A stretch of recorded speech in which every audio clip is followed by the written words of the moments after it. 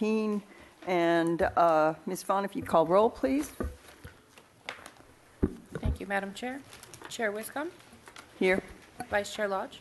Here. Commissioner Campanella? Here. Commissioner Higgins? Here. Commissioner Jordan? Here. Commissioner Schwartz? Here. Commissioner Thompson? Here. Thank you. Thank you very much, Ms. Vaughn. Okay, we're on to agenda item number 2, which is preliminary matters. 2A, requests for continuances, withdrawals, postponements, or addition of ex-agenda items. Chair Wiscombe, we have none. Okay, and 2B, announcements and appeals.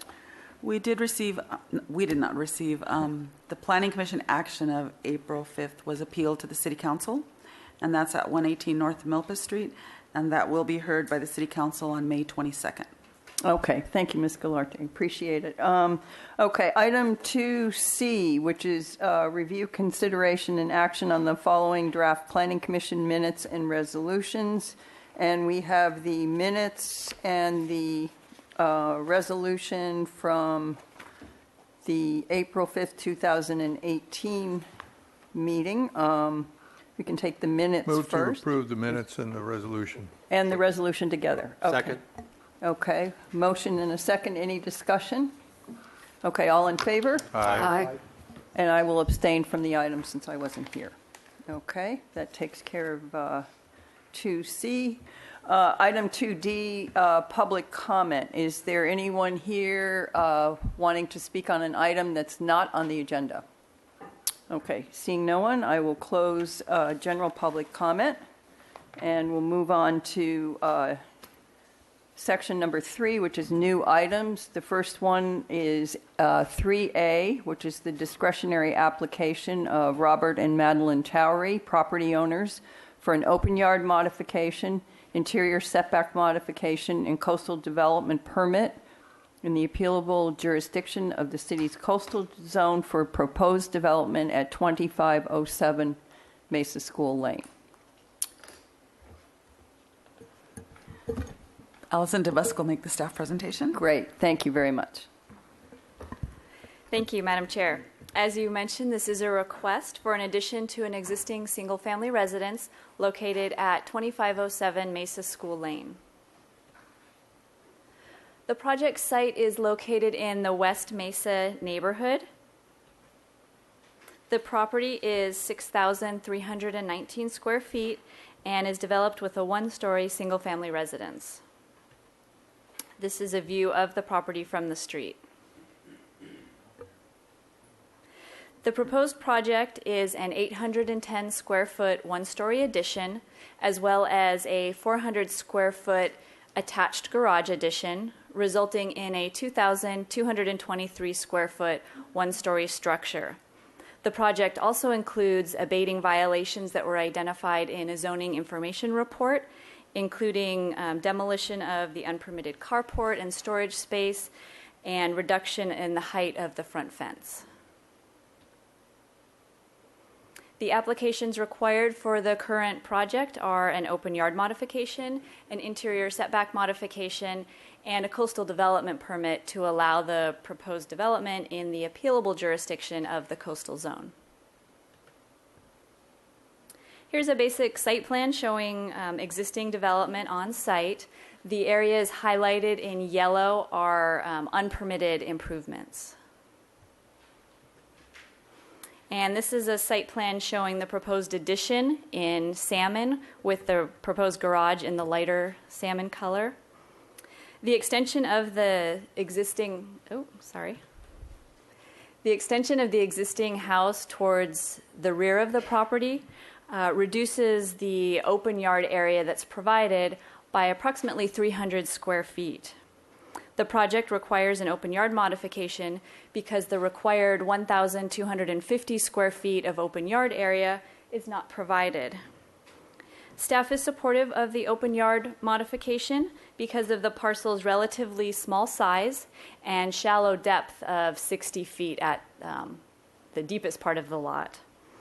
This makes it difficult to provide the required 20-foot minimum dimension that's required for the outdoor open space area.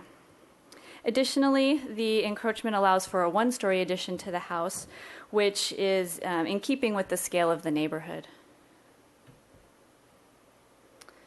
Oh, sorry, one more item. There's an existing pond located within the required interior setback, and that pond has been there for more than 25 years, although it was never identified as a violation in prior zoning information reports. It was noted that it existed, but it didn't indicate that it was located within the required setback. Staff is supportive of this modification because the pond is an innocuous improvement that's been there for a very long time. It's part of the site landscaping for many, many years, and it wouldn't encourage gathering or additional noise within that interior setback. Therefore, staff recommends approval of the project as proposed, making the findings in the staff report and subject to the conditions of approval in the staff report. That concludes staff's presentation. Thank you. Great. Thank you, Ms. DeBusk. Appreciate it. Okay, we're going to hear from the applicant. Did you want to make a presentation, Mr. Towery? Or, Just had a few comments. Okay, I'm going to have you come up and make a few comments. You can have up to 15 minutes, but that will be it, and then you'll be basically cut off. I think you probably won't take that long. And is there someone here that wants to speak publicly on the project? If there is, please fill out a speaker slip at the back and give it to Ms. Galarte. There should be speaker slips back there. And thank you very much for that. And if you just fill them out and give them to Ms. Galarte, and then I can give each one of you who wants to speak up to 2 minutes. And if you want to yield your time to someone else, you may do so, as long as the person who is the yielder of the time is in the room when the speaker comes up. So did you all get that? Or okay, great, good. Okay, thank you. Mr. Towery, yes. Madam Chair, Commissioners, thank you for seeing me today. The house that we moved into a little over 2 years ago is a 2-bedroom, 1-bath. I lived there with my wife of, well, you don't need to know how many years, but many decades. My 2 daughters who are adult age and a granddaughter. So I'm sharing a bathroom with 4 women. So we would like to add a couple other bathrooms. I do have potentially in the future a mother-in-law who's in her mid-80s who could end up living with us, so we'd care for her in her final days. So I do need a few more bathrooms. I need a few more square footage. The house is tight. Everything we've proposed improves not only the neighborhood, but the home itself. We did originally want to build a 2-story addition. We went to the Single Family Design Board and found out about some opposition I did not anticipate.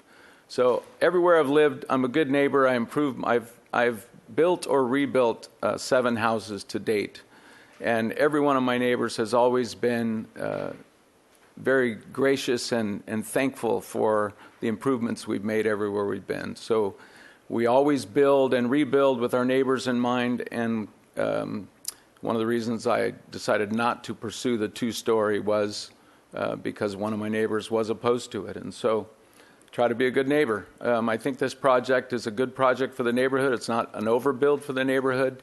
As staff said, it goes along with the neighborhood. Our neighborhood, especially Mesa School Lane, is a very eclectic street with a lot of, as you guys have seen, a lot of different things. I want to say, too, I'm very thankful for Allison, all her help. It took us about 1.5 years to get to Allison, but once we had a staff planner assigned, everything's been incredibly smooth since that point.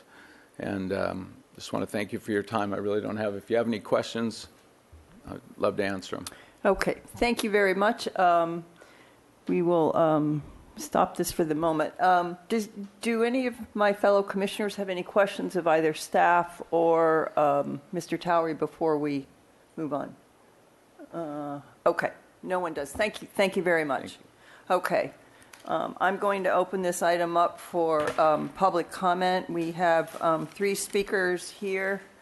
Let me just get the time back down to 2 minutes. You each have 2 minutes, and there's a little timer up if you'll step up to the podium. The first speaker is Mary Glink, and be followed by Alan Glink. I just want to thank you for your time today, and I'm Can you very move the mic down to, yeah, Okay, that's great, sorry. thank you. I'm very supportive of the project. We live directly across the street at 2510 Mesa School Lane, and I'm very excited to see this project start, and I know that Robert's going to do an incredible job. So I just wanted to be here to support this project. Thank you very much for your comments. Okay, Alan Glink, and followed by our final speaker, Nancy Ferguson. Hi, I live directly across the street from Robert's house, and the lady that was just up here allows me to live there also. I just want to say I've had extensive talks with Robert and looked at his plans, what he's planning on doing, and we're very supportive of that. We feel that he's going to help the neighborhood quite a bit. That home there has been there for a long time. As you could see from the picture that was shown, that fence there is not what I'd call an A1 shape. There's a lot of stuff that needs to be done, and Robert has taken on that task to take care of it. When we moved across the street, there was an old home that had been condemned years before, and with the help and support of neighbors that likened our renovation and our building of our place, and through the board allowing that, I can't tell you how many people have walked by and said thank you, for building your home there and getting rid of this eyesore. And basically that's what Robert is doing. He's making the neighborhood a much nicer place for the neighborhood, for people walking through. A lot of people that walk up and down the street going down to the open field, running around down there with their dogs. And just so many people are always complimentary, and I think the same thing is going to happen with the improvements that Robert's making. We appreciate the opportunity to speak with you and for your approval for Robert's moves. Thank you. Thank you very much for your comments. Okay, and our final speaker is Nancy Ferguson. Welcome. Thank you. I turned in a letter and some. Did you all get those in the drawing? Yes, So, we have those. I appreciate the challenges that Robert faces with this project. It's a small lot. The house is already pretty close to the street. He's got a big family, and I know that he's capable of doing a good job over there, and I look forward to that. It's going to be an improvement. I do want to speak about the proposed wall. I just found out about it day before yesterday. It shows on the drawing, it looks to me like I went down to the counter at the city and looked at the plans, and it looks like it's drawn in as a fence, but it's in fact, Robert told me it's going to be a masonry wall, 3.5 feet tall. And I mean, I don't want to bore you with, if you've read the letter and looked at the drawing, all I'm doing is repeating what's on there. But there isn't, I'll try to tell you something that isn't in here. I walked around up and down the street again today just to verify my feelings about the whole thing. And there are a lot of wood fences along the street. Some houses have no fencing. They just have plantings and are open to the public viewing. But the fences that are there are not on the property line, right at the edge of the street. Even the low fences. The Glinks have a 3.5-foot fence, and it's set back with plantings in front of it. I think a masonry wall right on the street is out of context with the neighborhood and might even be a safety concern on that narrow road. Thank you. Thank you very much. Okay, that's our final speaker, so I'm closing public comment on this item, and it is to the commission for questions and comments. I see Mr. Jordan's light on. Thank Yes. you, Madam Chair. Just a question for staff. Was the block wall on the front of the parcel presented to the Single Family Design Board?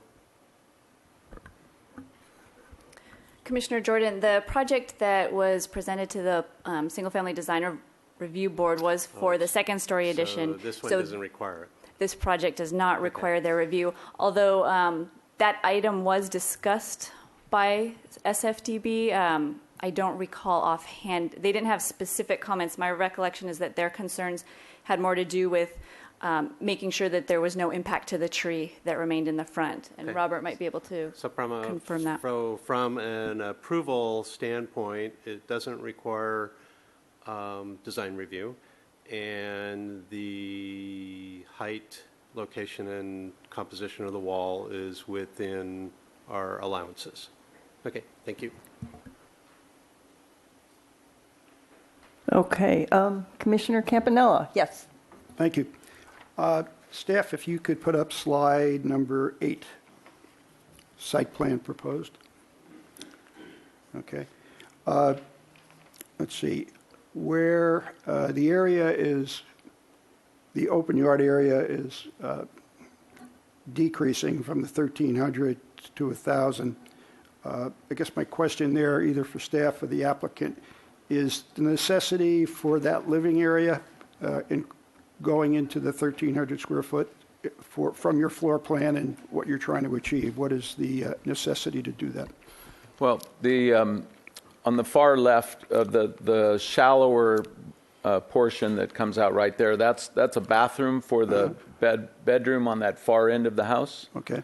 And then we are just pushing out to have a little more room for the living area. Will be a great room, so it'll be a kitchen, dining, and living in order to have enough room to move around. We currently live in that space, so we kind of know how tight it is. And so to be able to push the walls out 5 more feet or so gives us a little more breathing room, and it gives us the ability to have an island in the kitchen and a little more space to move around. Okay. How many bathrooms are you winding up with? With 3. With 3, okay. And then, if I can, one more question. Where that, the unpermitted carport is coming out now, with that out, does that provide better circulation around the house? We're replacing the footprint of the carport with 2 bedrooms that join in against the garage. Okay, but as far as the area now, the setback from the adjoining property, that is all open now for circulation? Yes, that'll all be open, and so we'll be able to walk around. There's some existing pizzaporum against the fence, and there's an existing palm that's going to get relocated on the property to allow for a 3-foot sidewalk. That's part of the plan. It's on the plans, a 3-foot sidewalk to go behind the house all the way around. Okay. So you have a 3-foot planter area and a 3-foot sidewalk. The setback of the existing residence, the existing residence from the property line and the proposed garage, what are those setbacks? The existing setback on the house, there's a portion of the house that is at 15 foot 8 inches. Then there's a 3-foot walkway with a covered porch. So the balance of the house is at 18 foot 8 inches. All of the proposed garage and the laundry room, et cetera, those are all with a 20-foot setback. So we're in conforming there. The current house is, how do you say it? It's non-conforming, existing non-conforming. Yeah. Okay, thank you very much. Okay, thank you. Commissioner Lodge, I think you had your light on next. Thank you, Madam Chair. Mr. Towery, could you come back to the microphone? How high is the fence that's in front now? 6 foot. 6 foot. There's an existing, you know how in the center of the freeways there's like a concrete divider? So there's an existing little footing that's similar to that, and the 4x4 posts are bolted with hangers, if you want to call it that are in the ground. And that I was proposing to reuse that same footing, reduce the fence height to 3'6", and it would actually be a wood-framed, stuccoed wall, which would match the stucco of the house. Do you want me to go into the discussion of the single-family design board? I wasn't sure if Ms. Ferguson understood that the height was going to be cut almost in half. Yes. Okay. Yeah. And the wall is actually 8 inches behind the property line. I know it's not a significant amount, but it was put in years ago. And, well, I won't go into. Thank you. Yeah. Commissioner Schwartz, do you have questions? Yeah. I do. Thank you. Mr. Towery, if you could please come back up. I think my 2 questions are really just for you. Okay. Let's see. So in terms of when we were at the site visit at your property, you talked to us about changing out what seemed to be mostly or maybe all impervious or impermeable paving with permeable paving. Correct. I don't know if we have a slide regarding that. I just wanted to understand. Let me go to our staff report. I could put up a page that shows that if you'd like. Okay, that would be great. While you're doing that, I'll just reference on page 4 of our staff report in the analysis chart, and I wanted to see if I understood this. In the section entitled Lot Coverage, the sub-item paving/driveway, I was wondering if this square footage and percentages represent the totality of the new permeable paving. So your existing is 32.4% paving driveway, proposed the reduction to 21.5%. The difference between 2,047 square feet versus 1,356. I can use my finger, I guess. I don't know, do you have a pointer? We do. Ms. Vaughn, if you could hand this to Mr. Towery, please.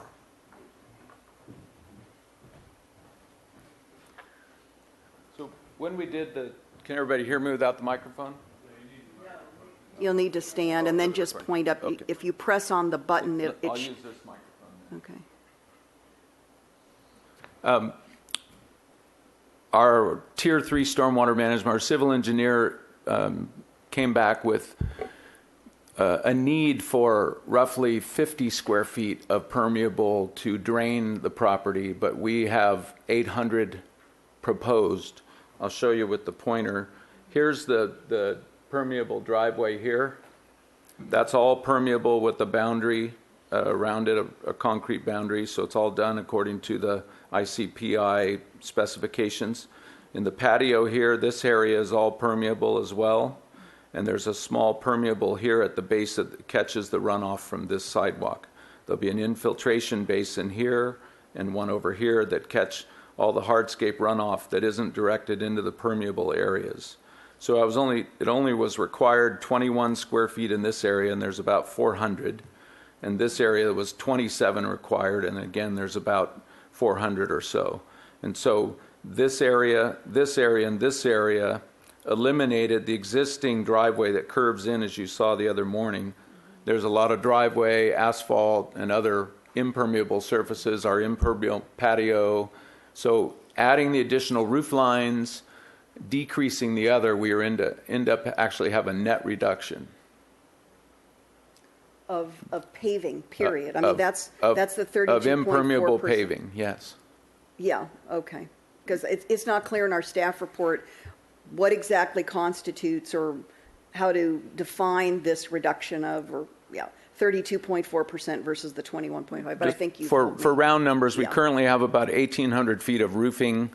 We will end up with 2,700. We currently have, I forget how many square feet I put on there, of paving, impermeable paving and patios, but we end up with 2047. much less because of everything being permeable. I see. And so we Okay. offset the new roof lines with the permeable paving. Okay, and then my other question for you, Mr. Towery, is one of the required applications before us today is for an interior setback modification to allow the existing unpermitted koi pond to encroach into the required 6-foot That's correct. interior setback. And so, having now been on your property, I just wanted to hear your thoughts about why this koi pond is so important to you relative to requesting the modification approval. And in addition to the koi and the pond, they weren't out when you guys were there the other morning. We have 2 turtles. My 7-year-old granddaughter is completely in love with seashell, and we got red last year. And so when we started planning for all of this, we talked about potentially pulling the pond out.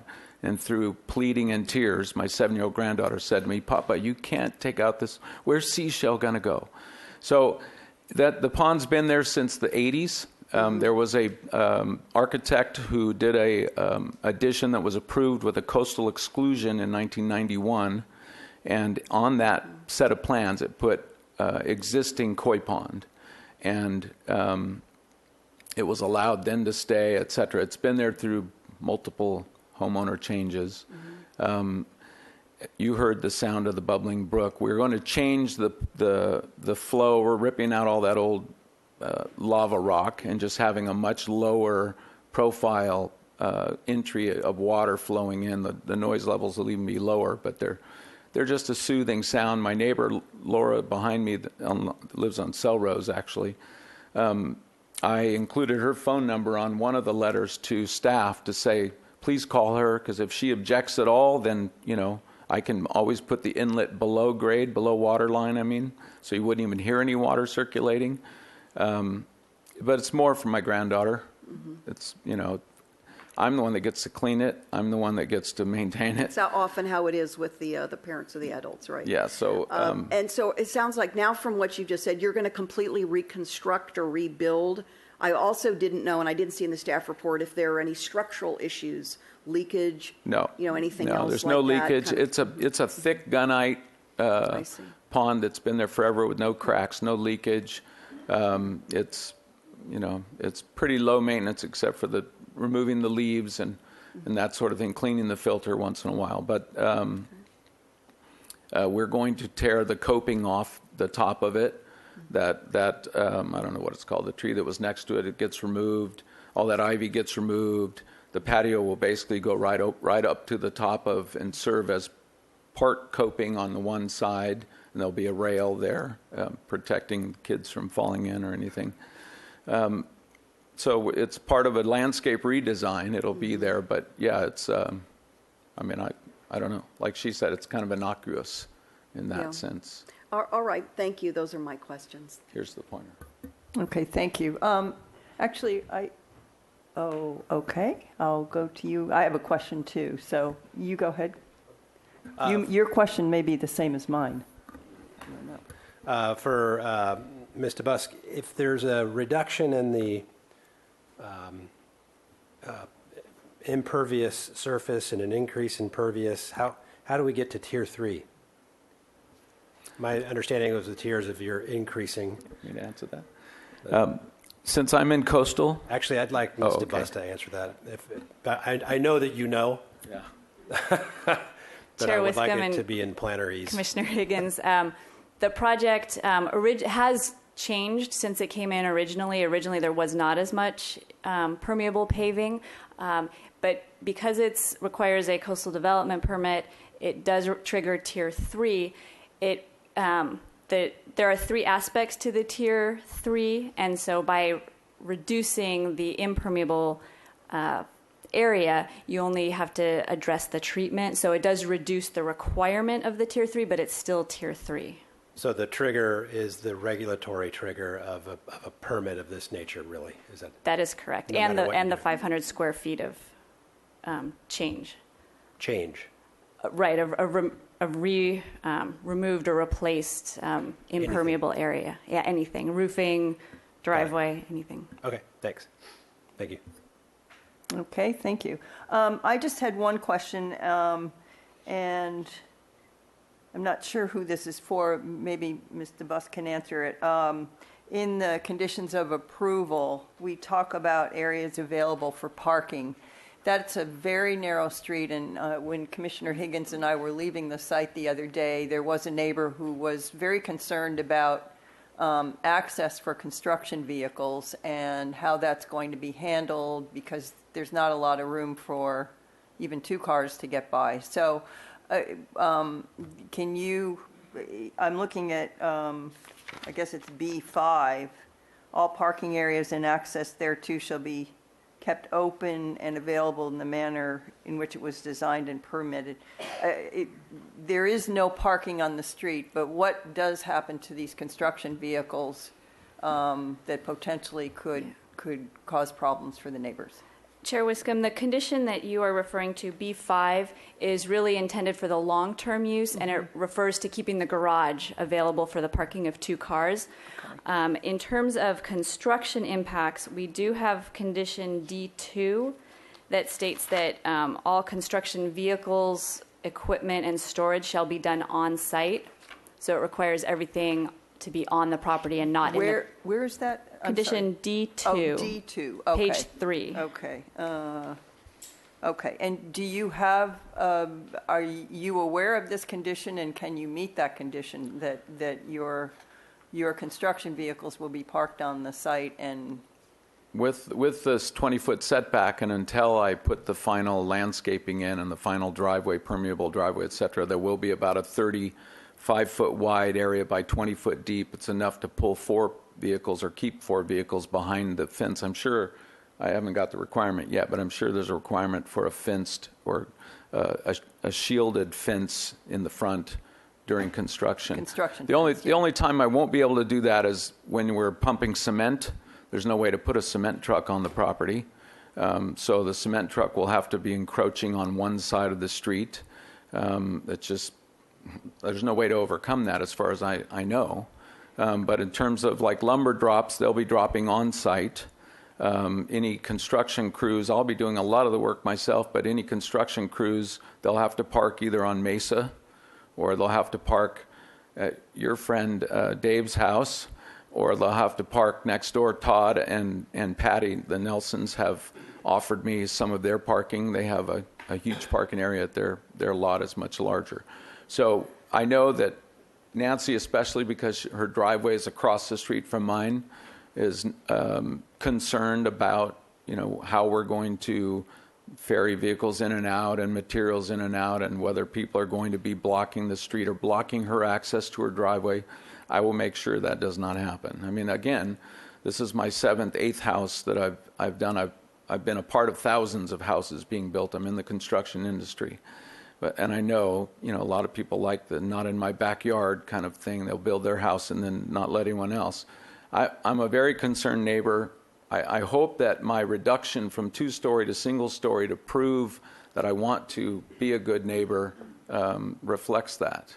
I mean, there's nothing else I can do but promise that, when trucks are coming for certain aspects of construction, I will be on site to make sure they're not violating my neighbors. Okay, and do you have a designated storage area on the site during construction? Is there an area that you have picked out? Because, I've built a house, I know what it's like. You've got materials. In terms of lumber drop, it'll be, again, behind a shaded, or I'm sure they're going to make me put some kind of a barrier cloth or something on a chain link temporary fence. It will be behind that fence. In terms of, the construction material storage, that's, they're going to have to drop rock when I do the permeable driveways, permeable patios, et cetera. So, the key is to try to get the materials up as quick as possible once they're dropped. But yeah, that is one aspect of construction that can't be avoided. It sounds like you've taken care of it. Did you have something to add, Ms. DeBusk? I was just going to state, he mentioned, the concrete pours that require the vehicle in the street, and that requires a public works permit, so it's something that they deal with regularly and will coordinate. Mm-hmm. Yeah. Okay, thank you. And thank you, Mr. Towery. I think, anyone else? Do any of my fellow commissioners have comments or wish to make a motion? Or yes, Commissioner Lodge? We'll go to Commissioner Campanella. If he was first on the trigger, I don't know. Yeah, just a comment. I'm in favor of the modifications in the permit. I think up there, what's illustrated is this is a wide and shallow lot as compared to its neighbors. So normally what would be a side yard on the Mesa School Lane at 6-foot setback is a 15 to 18 to 20-foot setback. So a lot of the buildable area is being taken out of that lot because of the way this subdivision was made, including a carve-out of about 5 feet on the bottom. So given the constraint of what one has to work with, and especially trying to make a single-story versus 2-story unit, I think it has to give somewhere, and I think in order to be fair to the applicant, I'm in favor of the modifications. Thank you. Did you want to make a motion to that effect? Yeah, make a motion to approve that the Planning Commission finds the following: the open yard modification, interior setback modification, and coastal development permit with consistency as outlined in the staff report and subject to the conditions of approval as contained herein. Okay. Second. Okay, so we have a motion by Commissioner Campanella, a second by Commissioner Lodge, and Commissioner Schwartz, I think you were next with your light on? Yes. Thank you. Just a few comments. I will be supporting the motion, supporting the two modifications and the coastal development permit. Just some comments about this proposal and the neighborhood as well. I think this is a very reasonable and appropriate expansion and improvement on the property. If my math is correct, we're looking at 1,209 additional square feet total, and that looks to be just an increase in living area of 809 square feet. To me, that's very reasonable. I don't even know how that's going to accommodate your family, but you've made concessions already with a single-family design board and city staff. So I think it's a very modest, incremental expansion of the home, and it's a constrained lot in this sort of semi-rural feeling area of the Mesa. You know, the Mesa is not one homogeneous neighborhood. And at the same time, there have already been other homes renovated on this street, and so we've seen the incremental change. I think there has to be an understanding, an acknowledgement, an allowance for incremental change of these much older homes. And if I might say, some are funky and some are too funky, okay, to my way of viewing aesthetics. So I think some really call out for some modernization and expansion for multi-generational housing. Thank you for commenting on that. That's very much on the minds of this commission at this time, when housing is at the forefront of much of our deliberations and votes. So I'm going to be in support of that. And lastly, I do have just one comment to Chair Wiscombe's question about construction staging, and again in the conditions of approval. You sound very earnest and committed to having nearly all of the construction parking be done on site, and especially in this very constrained neighborhood on a very constrained street. I would just look to you to be as diligent as possible. We have other neighborhoods in the city where I personally view many construction vehicles parked in the public right-of-way. It says in the conditions typically you cannot park in the public right-of-way, however it's done. And I know that it causes inconvenience and great annoyance to neighbors, and we certainly don't need to try to deal with that as a follow-on to a project approval. So I wish you well, and again, I will be supporting the motion. Thank you. Commissioner Thompson? Thank you. From my perspective, the shallow lot certainly justifies the modifications that are requested, kind of puts a real constraint on what can be done on that lot. As far as the pond, that's kind of an unobtrusive intrusion into an interior setback. And we just spent half an hour talking about sustainability. It wouldn't be a sustainable point to require an existing thing that's been there for decades to be torn out and removed. That's not being very sustainable. I think this, what's being proposed, would be a great improvement to the property and to the neighborhood. And in response to Ms. Ferguson's point about the wall in front, I understand her point, but what is being proposed meets the city ordinances, and if it's done properly, it can be an enhancement to what the front facade of the property looks like, even if it doesn't have a sidewalk. And it certainly would be an improvement to the fence that's there right now, which looks more like a side of a warehouse or something like that. So I'm all in favor of supporting the project, and I appreciate Mr. Towery's good neighbor policies and attitudes. I wish more people in the city had that same attitude. Thank you. Commissioner Jordan, do you have comments? Thank you, Madam Chair. So I would agree with everything Addison just said, and in particular, I think I shared with Mr. Towery the other day, this parcel is just outside the 500-foot circle from where I live, and I don't get involved in projects, and our kids grew up walking the loop from Medcliff down to Wilcox and back on Mesa School Lane and feeding the ducks and the geese at the Nelson property. So I've walked that a lot. You know, what I'm really struck by is that they're quite frankly, was a two-story option here. There's been plenty of two-story development in our neighborhood, that part of the Mesa. And the fact that the applicant reduced that, even though the lot is challenged, and that to me speaks to his great desire to be putting in a house that will benefit the neighborhood. And everything else that's been said I agree with. I will forever, however, be retitling that interior setback modification as the seashell modification. So I'm going to go home and tell my grandson that tonight. So I'll support the project. Seashell and red. Don't forget red. Yeah. Okay.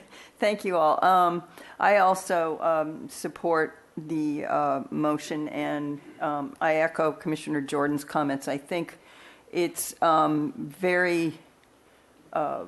very neighborly to take something that you have visioned as a two-story and reacted to your neighbors in the way you did and turn it into a one-story on a constrained lot. So I commend you for that, and I also think you've given a lot of thoughtfulness to the access during construction and the property post-construction and the permeable surface increase. So I commend you for that too. So I will support the project. So if we don't have any other Commissioner... Madam Chair, yes.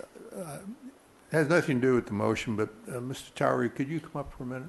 You mentioned that you worked for like a year and a half before you had a case planner assigned, and then things started moving through. Would you mind sharing with us how long you have been working on this project of yours? My first meeting with Joanne at the city was April 28, 2016, where I presented my initial schematics, drawings for my what I considered a simple addition. The city has a requirement that anytime you do what I want to do, it triggers the need for the 2 covered parking spaces, in other words, a 2-car garage. Right. So you have to, anything over 500 square feet triggers tier 3 and yada, yada, yada. So the garage is 400 square feet. Just to remodel my kitchen, that puts me over the 500. I haven't even added anything but a garage and remodeled my kitchen. So yeah, so you've been at this for over I've been 2 at years. it a while, and most, if I could say, most of the people at the counter have been very generous and gracious with their time. Everyone has been very helpful. There was a lot of discussion back and forth whether I was in coastal or out of coastal. I was told I was in and I was out. No, you're not. You don't need it. Yes, you do. So depending on who I talked to on that day, I was either elated or in a funk, anyway. But everybody was very gracious. Again, it just, part of it is, I'm doing the CAD drawings myself, and there's time constraints. I work full time. I have a family. I give time to my granddaughter, et cetera. And so I don't have the hours to devote. If I would have hired an architect, it probably would have been sooner. So part of it's my own length of time between when I'd come up with a set of plans and want to submit, and they would say, well, where's this? Yeah. You don't have your solar compliance review attached, and that, that'd be another month to come back with that. So, it's not all on staff, but it did take 2 years plus to get to this point. Well, thank you for sharing that with us, and good luck getting your building permits. Thank you. Commissioner Lodge. Thank you, Madam Chair. Just a quick comment about the fence. Coming down that much is going to open up the streetscape, and I think it will be much pleasanter looking down the street, having the fence reduced in height. One of the requirements for the window coming out of the driveway, I forget what it's called. The side triangle? Is that what you're talking about? The side triangle, yes. So yes. That would have necessitated most of it coming down anyway. But as my neighbor Alan did comment, and some of you said, that fence has got to be at least, I don't know, I'm guessing it's about 40 years old. And it's way beyond, changing out. And so, I just think that in itself would improve the property. And so, I agree with you. Okay, thank you very much for your comments and answering all the questions. Okay, so we have a motion and a second, and all in favor? Aye. Aye. Any opposed? Any abstentions? No. Passes unanimously. Thank you very much. And we have We normally will return drawings to you if. I'll take them. Yeah, I would think you probably would. Yeah. Ms. Vaughn, I've recycled if you several could- sets. Thank you.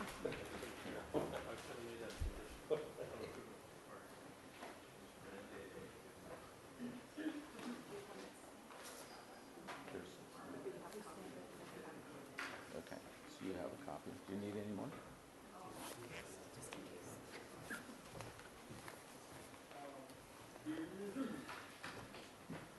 Thank you. Okay, we have a changing of the guard here, so we're almost set. Okay, we are going to be moving on to item 3B, which is the discretionary application of the City of Santa Barbara, property owner by the City of Santa Barbara Creeks Division for a coastal development permit in the appealable and non-appealable jurisdictions of the city's coastal zone for a 4-acre restoration of Arroyo Burro Creek corridor within the Arroyo Burro Open Space Park. Now that was a mouthful. Okay. Yes. Ms. Gallardo, you want to introduce?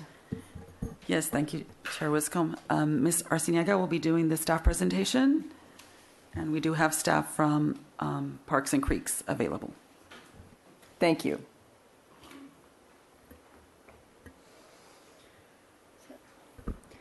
Good afternoon, members of the public, planning commissioners. My name is Megan Arciniega. I'm the city planner on the proposed project. It's for a creek restoration at the open space park, the Arroyo Burro Open Space Park off of Allen Road in Las Positas. So to begin our presentation, to orient us, we have Las Positas going down to the ocean and Arroyo Burro Creek, which meets up with it. The proposed project is about halfway down as the two get close to each other. Here's a zoomed in view of our project site. So the project site takes place in Arroyo Burro Open Space Park. It's the green area that's designated here as the general plan open space. It's between two neighborhoods, the Stone Creek condominiums to the top, and then also the Allen Road residences down below. You can see along the creek there's a number of vegetation habitats that exist along the creek. It is considered an environmentally sensitive habitat area and qualifies as habitat area. The entrance to the park is at the end of Allen Road, and it's an unimproved park with just dirt paths, unimproved, no picnic tables, no restrooms, just signage as you enter. The park is actually bifurcated by the coastal zone. So on the southern side, you can see the blue line that designates the coastal zone limits. So the project on the south side of the park lies within the coastal zone and requires a coastal development permit, which is what your commission is reviewing today. The purpose of the project, of course, is to restore the creek to a more natural creek profile to improve both habitat and water quality. This addresses channelization or a narrowing of the creek that was caused over time by upstream development. The project would also remove debris and improve the coastal resources of the creek habitat and also the open space park. So it's a beneficial project for the city and the community as a whole. And what that does in profile view, essentially here's our existing profile of the creek. It's narrowed over time and causing erosion on both creek banks. The proposed project would increase the floodplain terraces by removing some of that grade and allowing a wider flood basin for the water to flow through. What that does for the biological habitat is that it slows down the water as it passes through, allows for a floodplain and more natural, more creek habitat to grow within that floodplain. It allows for quicker, more sediment to settle into this area rather than being pushed downstream.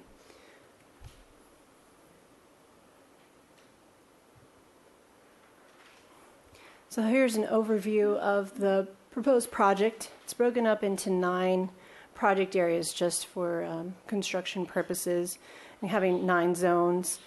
As you enter the park, as you know, there's a gravel rock entrance that helps all the debris, the dirt from the trucks come off. So that's proposed as part of the construction BMP measures. There are existing trails throughout the park. As I noted, they're unimproved, so it's just the same trails. Those would remain existing in their existing conditions. No improvements are proposed. And all those trails are north of the project site. The project proposes fencing when the restoration work is done. This would just help keep pedestrians out of the restored area. And then also 2 informational signs at the edge of the creek banks.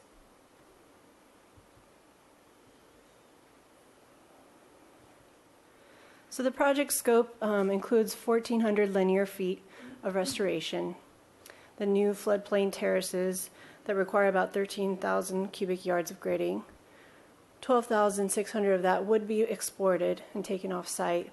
The balance would be used on site for those terraces.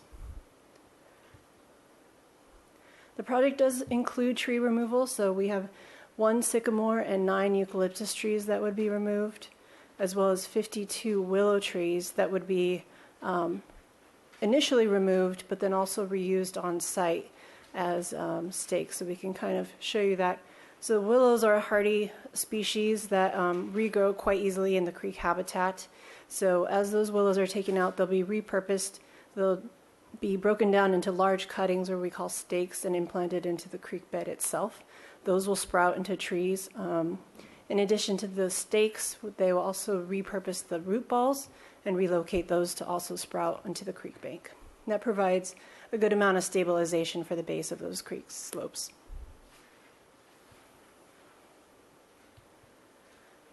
The project, after the grading work, there will be about 3 acres of native planting within the riparian floodplain, and then an additional acre of planting within the oak woodland that surrounds the project site.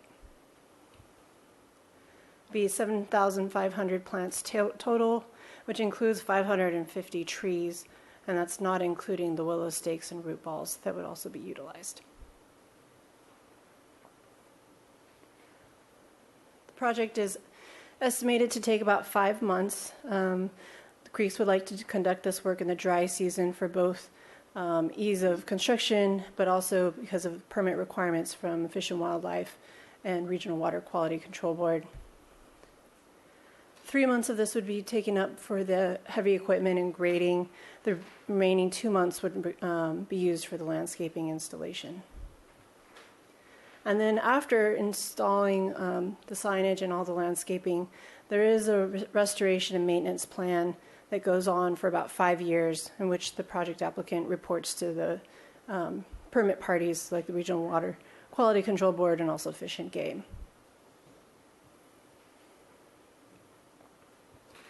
As far as policy is concerned, the project is consistent with a lot of our coastal policies. In fact, it is pretty aligned with our goals of the city. We want to protect our sensitive habitat areas. Specifically, Arroyo Barrel Creek in this open space area has been slotted for protection and use as considered a protective open space area. And then also just our riparian resources, water quality improvement in creek zones. We want to always maintain, preserve, enhance, and where feasible, restore them. So this project is really in line with our goals and policies of the city.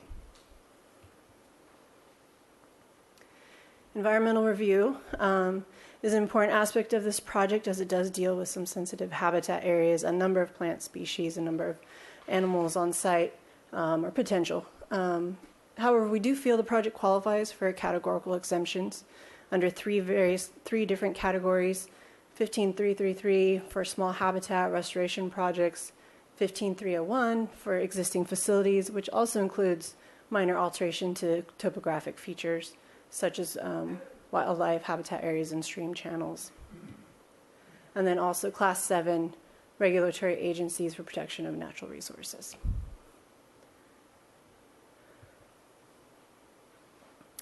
In that environmental review, we looked at 3 main issue areas. Of course, the most important being biological resources. There was a thorough biological resource report that analyzed all the diverse wildlife that occurs or could potentially occur on site. and identified a number of species that could potentially occur on site and types of measures that could be implemented during construction to avoid any potential impacts. As a result, the applicant has included that in their scope of work and is proposing to follow all those measures. So some of those protection measures include biologist surveys, presence absence to make sure nesting birds are not on site, species protection and relocation according to Fish and Game's biological requirements, and then also a specified creek diversion or dewatering plan. As I stated, the project will have to comply with California Department of Fish and Game Regional Water Quality Control Board and the Army Corps of Engineers requirements and permits throughout the project and also in their monitoring phase. The project would actually remove concrete and metal debris as well as non-native vegetation such as the Cape ivy you see here that are covering the willows. It would also, the project's also been designed to avoid as many native vegetation or trees as possible. Although there are some being removed, those are being replanted. And there is a specific restoration plan that includes maintenance. Overall, in terms of biological resources, the project really would improve the biological resource habitat value as the new floodplain terraces and replanting would really expand and enhance the riparian habitat zone. So we found that there were no significant issues to biological resources in that issue area. The next, probably important, is the hydrology and water quality. So this project has been designed intentionally to improve the creek hydrology by correcting eroding creek banks, which you've seen out at the site, and then also create new floodplain terraces that creates a more natural and slowed down stream channel, removing concrete and metal debris, and then also improving the water quality as those wider floodplains would slow down the stream energy and allow greater sediment filtration, and then also nutrient uptake for those species that are living in the creek habitat. Noise was the last issue area that we looked at, and clearly there's no long-term or cumulative noise impacts. This would be a benefit for the neighborhood and actually is quite quiet area and would remain that as the use is not changing. However, during construction, there are definitely short-term construction noise impacts. Those are considered nuisance noise. It doesn't rise to the level of a CEQA impact, but we do look at that from a land use standpoint. As we stated previously, the active grading would occur over about a 3-month period, and the closest noise receptors are about 230 feet away, both in the Stone Creek condominiums and the Allen Road residences. We looked at the noise of those truck hauling, and a truck hauling down Allen Road takes approximately 1.5 minutes or 4.4 seconds per house. So we do feel like this is a limited duration and smaller impact to that residence. However, the applicant has proposed to limit their truck trips to 25 truck trips a day, and they have limited the hours to be between 10 a.m. and 3 p.m. And before we conclude, we have one correction for the proposed conditions of approval in your conditions packet, which is in Exhibit A. We have condition 1DH1, which states that no irrigation system shall be installed within 3 feet of the drip line of any oak tree. It's a standard mitigation measure, or rather a standard environmental measure that the city applies to all projects. In this instance, we do have some plantings under the oak trees that would require temporary drip irrigation.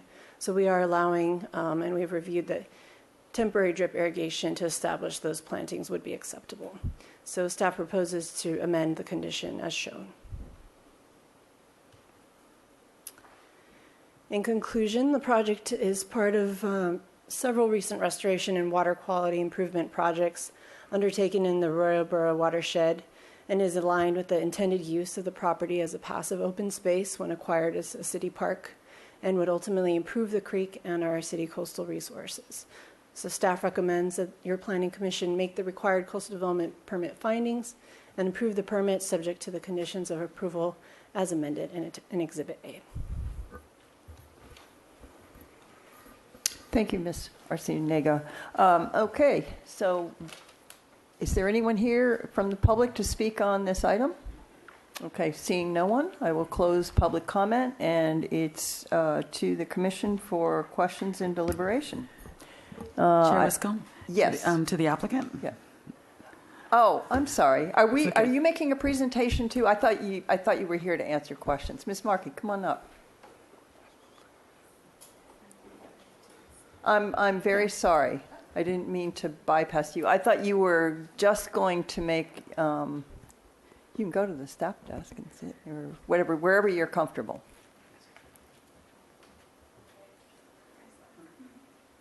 Sorry about that. That's all right. Good afternoon, Commissioners. Thanks for having me. I'm Erin Markey, the Creeks Restoration Planner for the City Creeks Division. As the applicant here to give you a little more background about this project and its development. So, as Megan already kind of showed you where the project's located, this is about 21-acre open space park made up of two main parcels. On the east side of the creek, about a 6.2-acre parcel that was acquired by Parks in the late 90s, and then on the west side of the creek, a 14.7-acre parcel that was acquired by the city just 2 years ago, with help from the Trust for Public Land, as well as a number of grant funding groups that provided matching funds for that acquisition.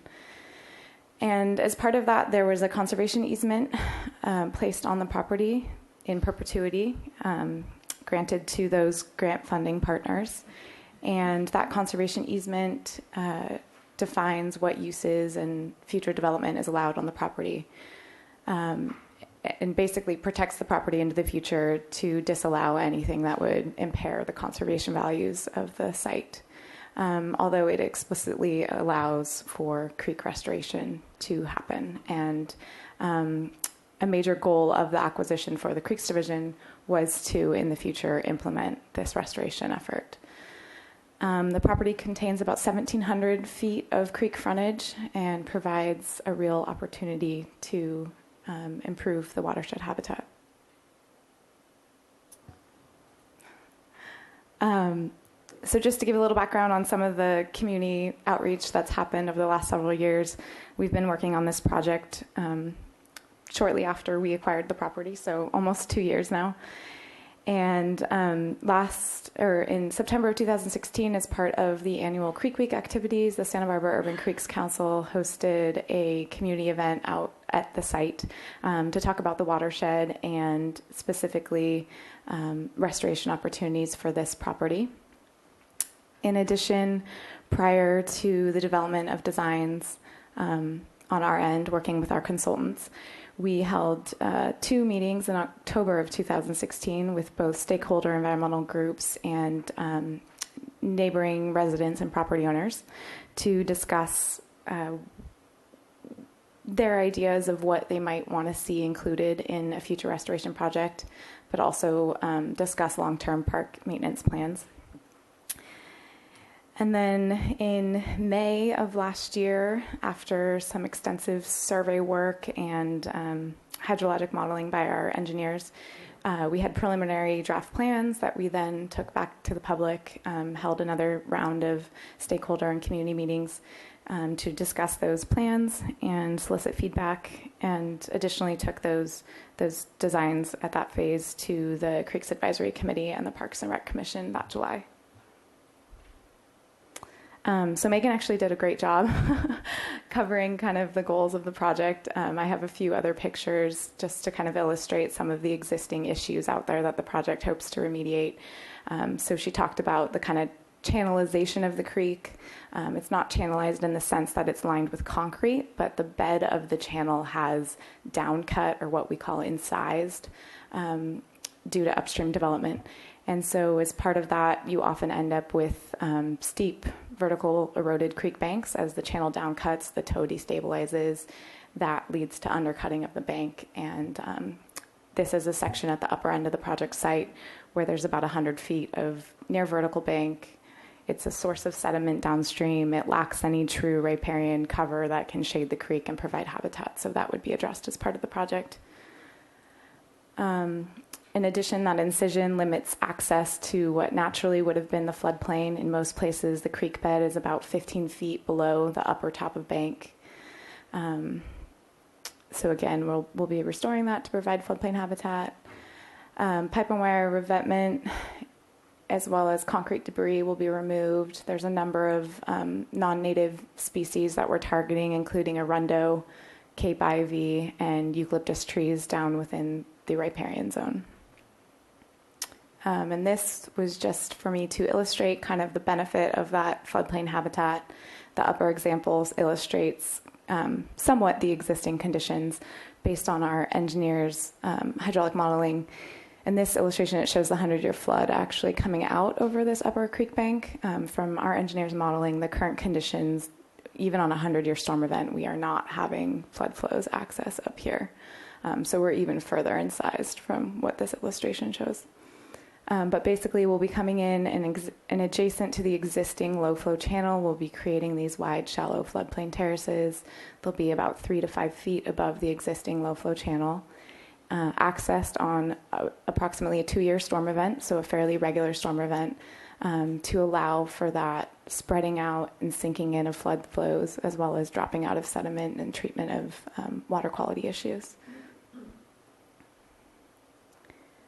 Some of the project outcomes, again, removal of the revetment, 60 cubic yards of concrete, increase to over an acre of floodplain habitat, restoration of 500 feet of eroding creek banks, removal of non-native vegetation, including 9 eucalyptus trees within the creek zone, and then, as Megan already stated, revegetation with a diversity of native plants. And then the project funding, our current estimate for construction is about $2 million. And we currently have been awarded $1.1 million in grant funding from the State Coastal Conservancy and the California Department of Fish and Wildlife, leaving the remaining $900,000 budget to be covered by the Creeks Division's Capital Improvement Program. And that's it. Thank you, Ms. Markey. Appreciate it. Very nice presentation. Okay, we don't have any public comment, so it's to the commission. I see some lights on. I'm not sure who went first, but I'm going to go with Commissioner Campanella. Twice I want today. Just a couple of technical questions. On the trips per day, 25, are those round trips, meaning the vehicle goes in past the houses twice? 25 is one-way trips, so... One-way trips? Yes, in and twice. Out. Okay, and are those, I don't know what they hold, is that 10 cubic yards, or are you... I'm sorry, I just misspoke, sorry. 25 round trips, so twice a day. Does that make sense? So 50 passes. 50 passes, okay, thank you. And then on the capacity, are they 10 cubic yard, I believe, or that are going in and out? So they're not the double 20, that would contain 20 cubic yards, are they? Commissioners, we have specified that they be 20 cubic yard trips to limit the number of trips and the impact of the noise in truck trips. Okay. Let's see. On the wider floodplain areas, the water now from the hillsides, does it flow down directly into the creek, or is it retained naturally by some low spots there now? And number two, does it flow down Allen Road at this point, and is any of that going to be mitigated? Commissioners, at this time, there's no flow coming down Allen Road. There is a small drainage off what we call Campanelle Hill that is very ephemeral. It flowed 2 years ago when we had a heavy rain in February, but otherwise there has been no surface flow in recent years. And so that does enter the creek about 3/4 of the way up on the property. There are some other areas, the Oak Grove, where we're proposing some additional understory planting. There are some depressional areas that capture some runoff, but typically during normal rain events, there is not surface flow on the upland areas. Okay. And in my last question, we maybe just for the public, we spoke a little bit about the timing of the restoration being in the fall and the decision to do the restoration at that point with a rainy season potentially following a couple of months later? What goes into the decision process on that?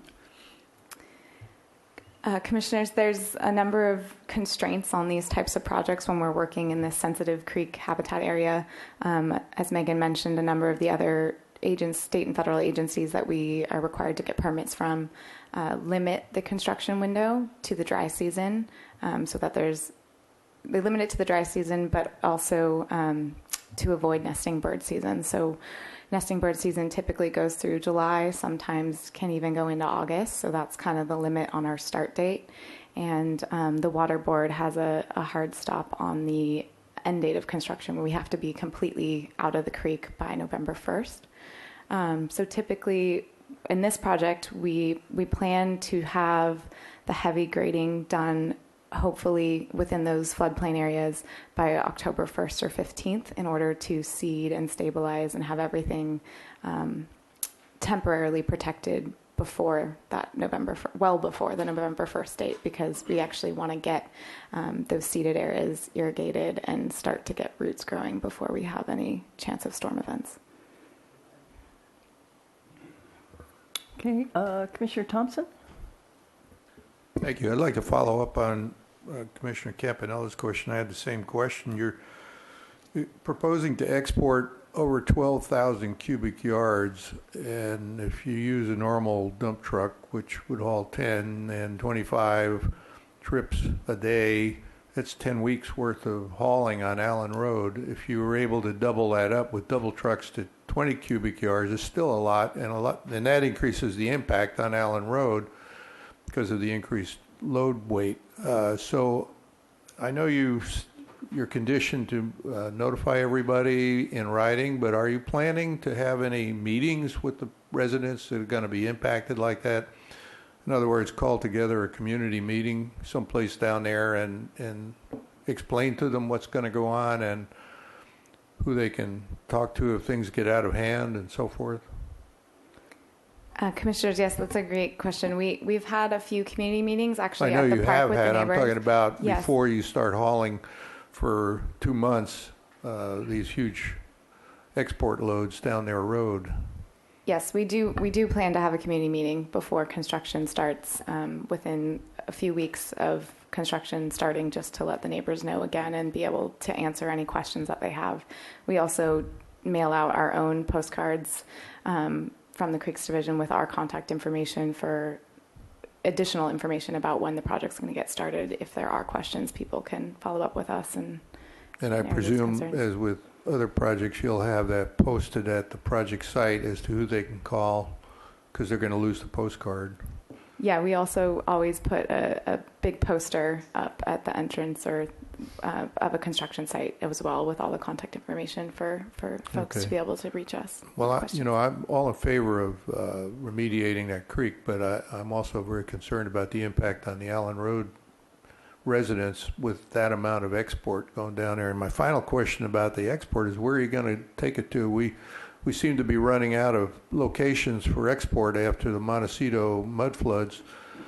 That's a lot of export to dump someplace. Have you got that all lined up already?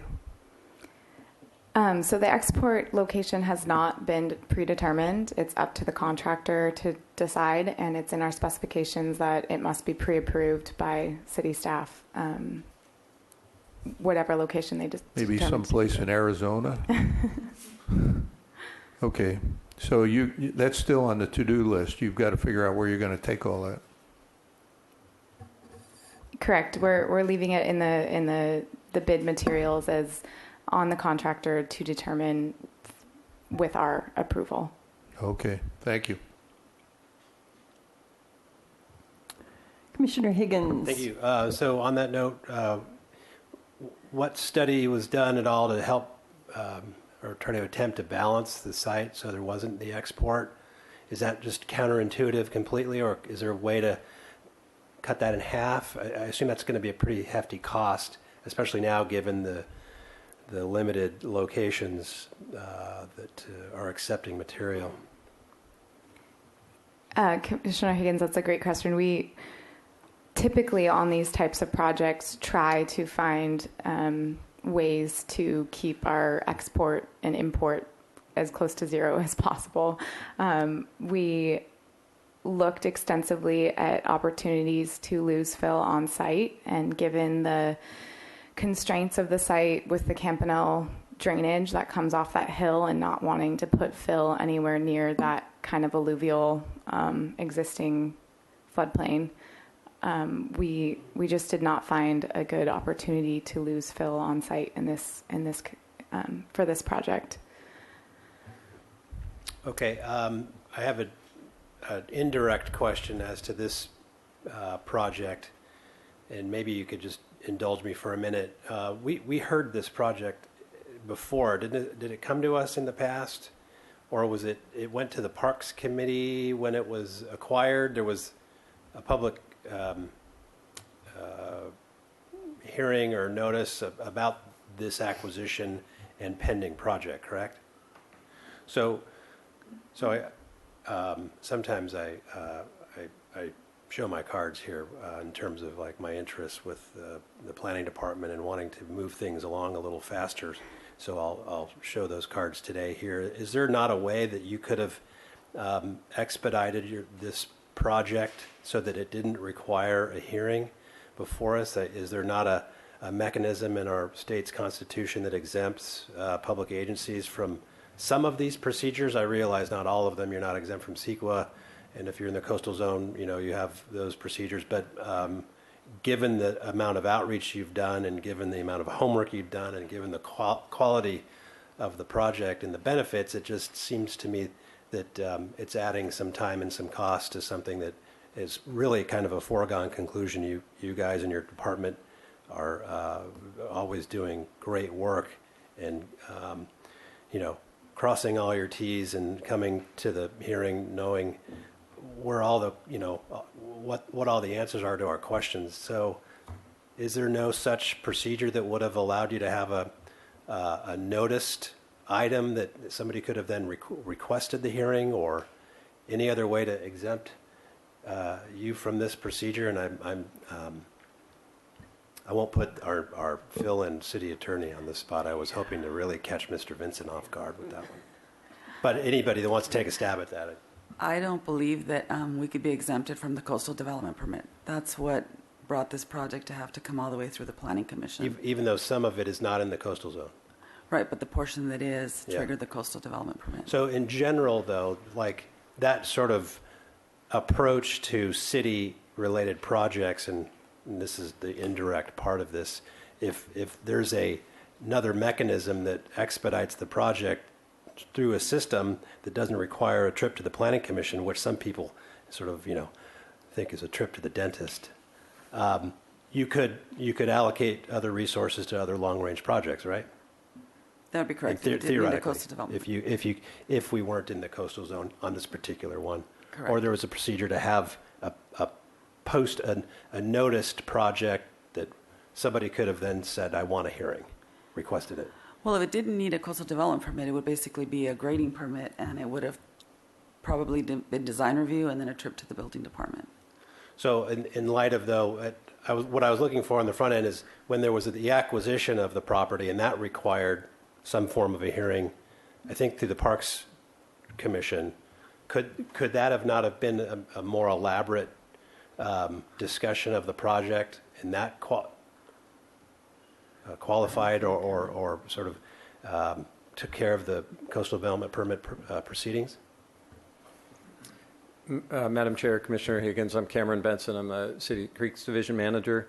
At the time we were acquiring the property, we were looking for a recommendation first from the Creeks Advisory Committee, who provides oversight for the Creeks Division and how Measure B dollars are spent, to consider whether they supported contributing Measure B funds to the acquisition.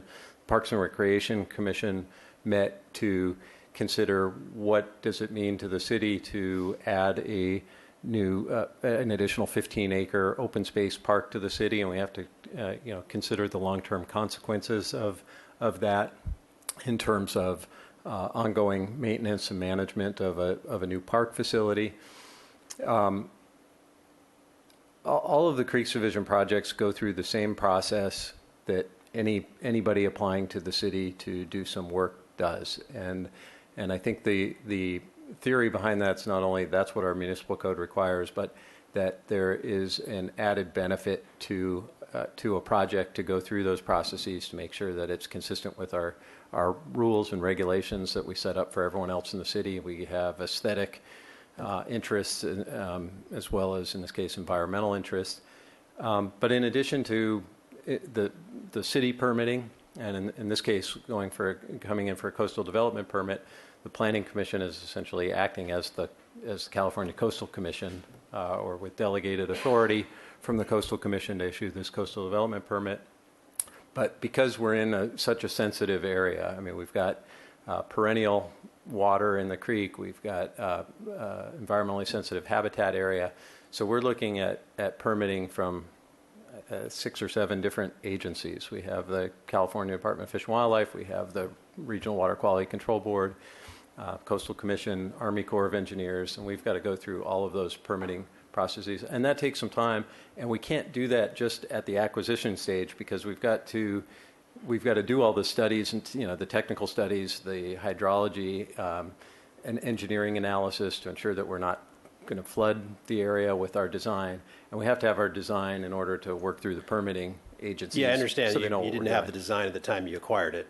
Right. But we have these projects that come to us sort of almost designed and engineered, and then they're conceptually presented without construction documents, for example, or final engineering. So I'm not trying to shortchange the public outreach or educational component of what you're doing. And I enjoy, these are the kinds of projects that are frankly fun to talk about and learn about. Although you listed all of the other agencies that are involved in this, and I'm just wondering, no offense, and my colleagues up here, it's another round of discretionary decision making that is in the form of a local agency when you've got all these other agencies. So it seems like a lot. That's all. But I appreciate the overview. I knew you were going to say that too. So it is a lot, but again, it's a sensitive resource, and those different agencies are looking at different things. The Corps of Engineers wants to make sure people aren't flooded. The Department of Fish and Wildlife wants to make sure we're taking care of the habitat. Coastal Commission has its specific interests. So, well, you're doing a great job threading that needle, especially with the neighborhood. So, and it looks like you've got a lot of public outreach out there too. So, thank you. Keep up the fine work. Thank you, Commissioner Jordan. Thank you, Madam Chair. So on a lighter note, shouldn't we have started today with a collective cheer and a group hug, just to have you guys here at this point? I'm glad you scooted up to the table and you're not lurking anymore, Cameron. You and I have some history on this project, maybe even some baggage, and I'm just glad to see that you've restored would be the wrong word. I'm glad to see that you've been able to point out to me that patience can be rewarded versus the quick and the quicker steps. So I'm glad you're here today. Okay, that's the good cop. Now let me ask my questions. Somewhere in the staff report, it talked about when you went through design review, you had some scope or size reduction, and I'm just wondering why this would be reduced as you go through the process with the city.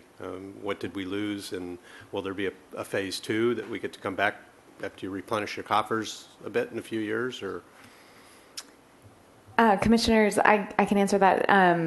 One of the concept designs that we had initially for this project were based off a very old survey. So we actually came back in and did some additional survey work, and from that found that an area at the southern end of the property really wasn't a lot of value in creating floodplain habitat down there. Kind of already had created it itself in the last 10 years. Okay. So that was where the scope was changed slightly. An area of about 250 feet was shortened up within the project reach. So nothing from your standpoint negative out of that process? Correct. Okay, super. And then does either the purchase requirement or your plans going forward intend to make this a dog-free area? So in the community meetings that we had, discussion about dog use was definitely brought up. This is currently a on-leash dog area. And from the benefit of habitat use by wildlife, leash dogs within the existing trails don't pose a major threat. I think it's more the off-leash dog use that we would be concerned about, and currently that's not allowed, although Okay. it is. So I guess I'll just sneak in a comment there that I would hope that you continue to maintain that stance. It's, dog people will fill this room, and I live at ground zero of the other off-leash dog, and my two dogs will look at me tonight with a longing face, but habitat restoration and loose dogs just doesn't work out well also. And then can one of you talk about, I paged through the restoration and monitoring plan. Can you talk about what challenges are going to be faced with the Arundo removal and how well you're going to manage and track that out in the out years to make sure that we just don't end up back where we are? I'm just saying that as with the assumption that that still is the worst invasive piece of plant there, I imagine. Commissioner Jordan, yes, Arundo is one of the worst invasives out there for sure. We've been targeting it watershed-wide now through our invasive plant program for a number of years. So the trick with Arundo is just persistent checking back in to make sure it's not coming back and removing it if it is. So the way we're going to bid this construction project includes 2 years of landscape maintenance for the landscape installation, and that includes removal of all non-natives. So in the short term, we'll have a dedicated contractor under contract required to maintain the site in that sense. And then long term, the Creeks Division has our own maintenance crew that maintains all of our project sites and would take that on in the long run. Okay. And then not on a quote, this kind of leads into my next question, which I don't know where I'm thinking of this from, but because it's not coastal development permit, but probably general plan. You guys, staff tends to sneak in focus points out of policy that support the staff recommendations and sometimes ignores the others. But I remember always when you have it's kind of a resource management, when you have an increased use, an increased traffic, increased parking, are we also acknowledging that we have the city resources to manage that in the future?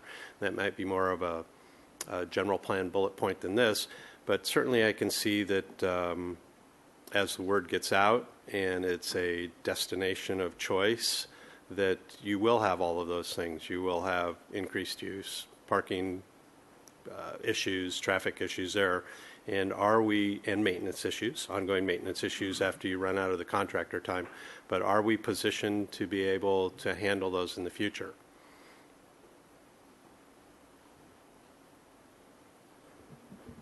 Madam Chair, Commissioner Jordan, as I mentioned before, that's part of the discussion that we had when we met with the Parks and Recreation Commission.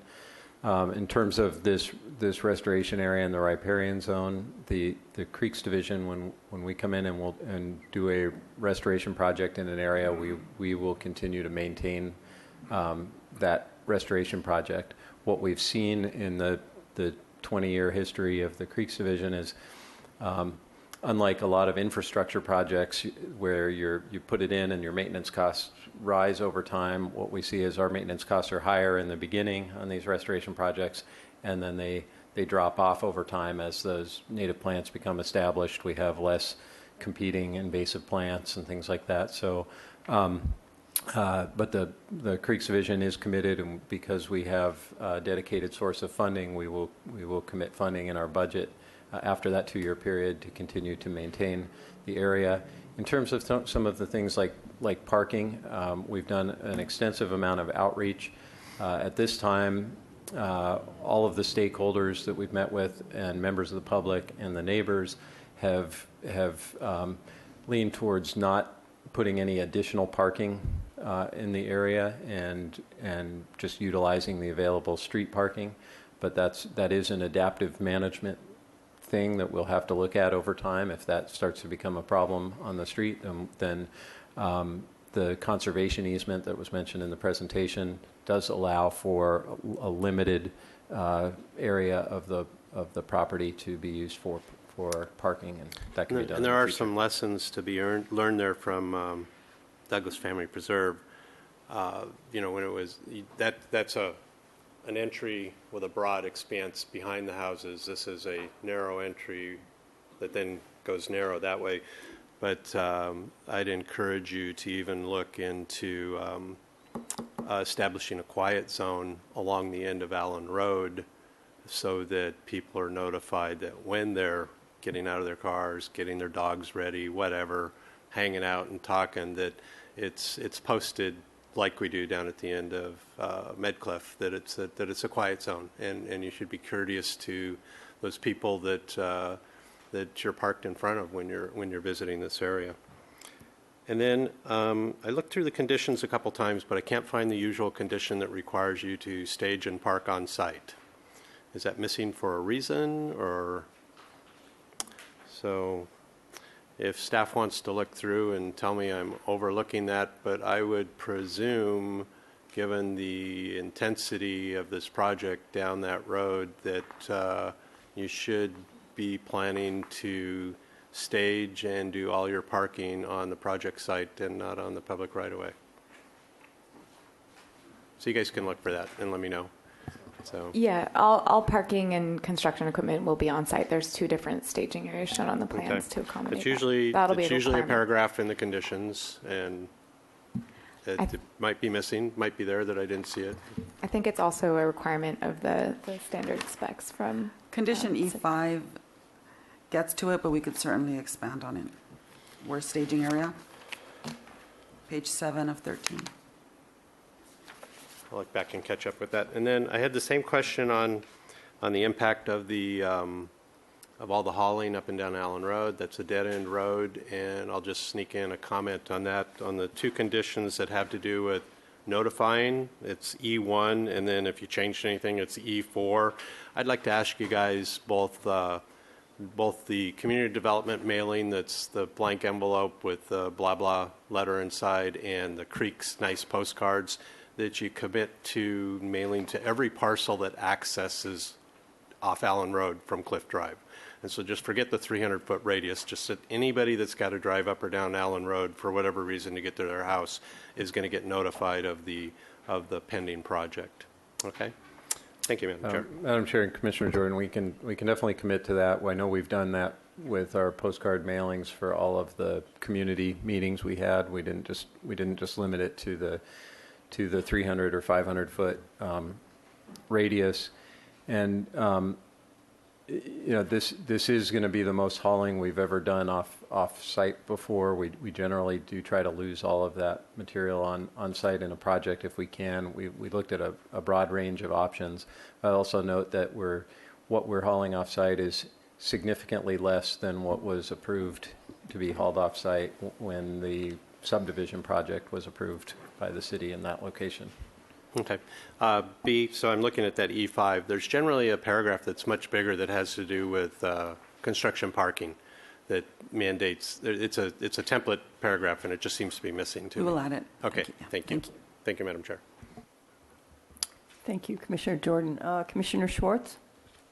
Thank you, Madam Chair. I'll start with page 1 of the staff report. I'd like to go back to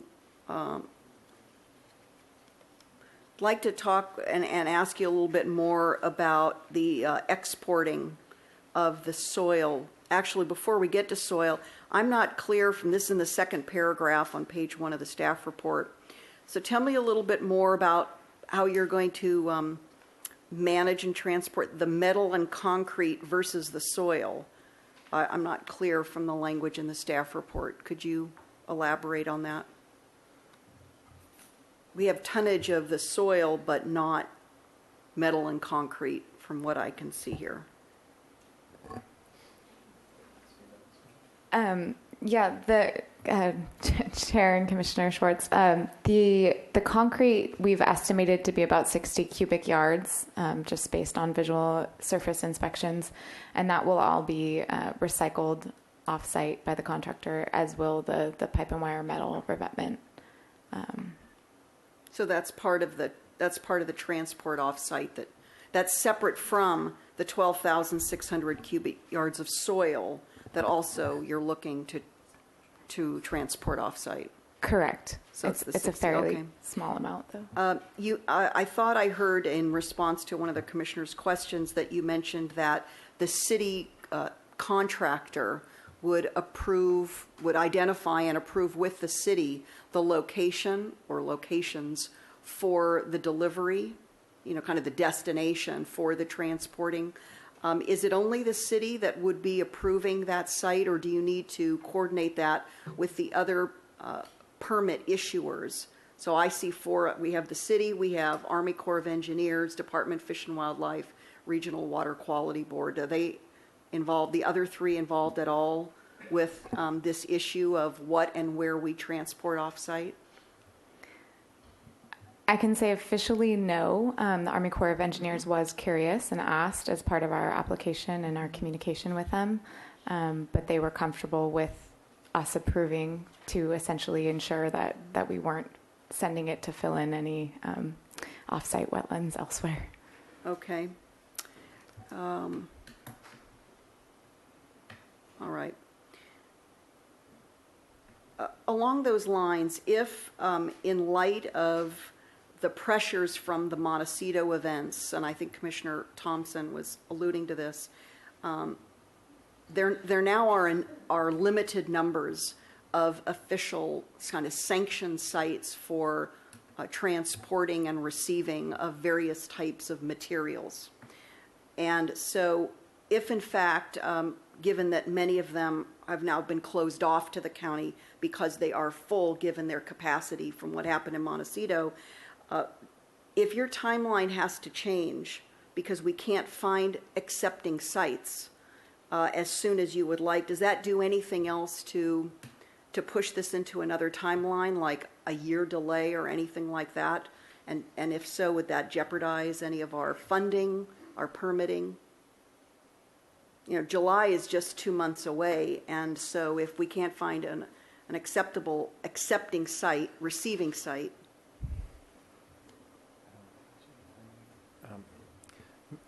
Madam Chair, Commissioner Schwartz,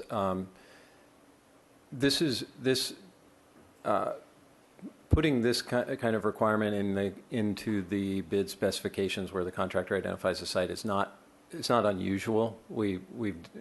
That's actually kind of the normal practice, I think, for doing this kind of thing. Right. And the contractors often will identify, say, a ranch or agricultural property or something like that wants to restore some topsoil. This is clean fill material, so it could be a construction project, but often it ends up on agricultural lands. Okay, so you're optimistic. It sounds like, given well, you know what, we have that concern that you raised, and it is possible that could drive our costs up. It could cause us to have to haul a greater distance, which has environmental impacts in addition to cost impacts. Those are all concerns that we've reviewed and discussed. But we don't know what's going to be available. We don't know what the need for the fill material will be when we're actually out to bid, and then when we actually start construction, we're hauling things off at the end of July or in August. And so if we're faced with extremely steep costs, that would affect our ability and our decision to go forward, which has ripple effects into our grant funding as well as our permitting, depending on how long that's going to last, because it would definitely put us off an entire year because of the permitting issues that were raised earlier. Time horizon you've mentioned in here. Does that jeopardize our funding, or is our funding in and secured regardless of the timeline for the work, if in fact the work has to be pushed out beyond what's been anticipated? Madam Chair, Commissioner Schwartz, yes, it makes the funding a challenge. We would have to go back and negotiate and work with the granting agencies. With regard to the grant, with regard to the Measure B funding, we've allocated that funding, and that can sit there for a year and would be available to go forward. Okay. Well, all I'll suggest there is, and I'm probably not sharing with you anything you don't already know, the county has so thoroughly vetted, and I think Supervisor Williams has the current list of those receiving sites that have been vetted by the state agencies even for receipt of the Montecito debris that I'm really hoping our city is in communication with the county and not just leaving it up to the contractor who may not have the most current information, just to expedite this. And that's why I say that, because of potential jeopardizing of funding.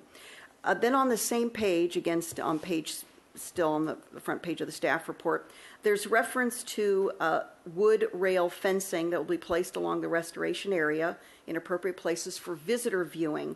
And I didn't know if we had a slide, sort of a visual simulation or a rendering of what that looks like. I'm both interested in kind of how ample it is for numbers of members of the public, but also for visitor safety, if we're going to be allowing new viewing areas that then we're responsible for in terms of visitor safety.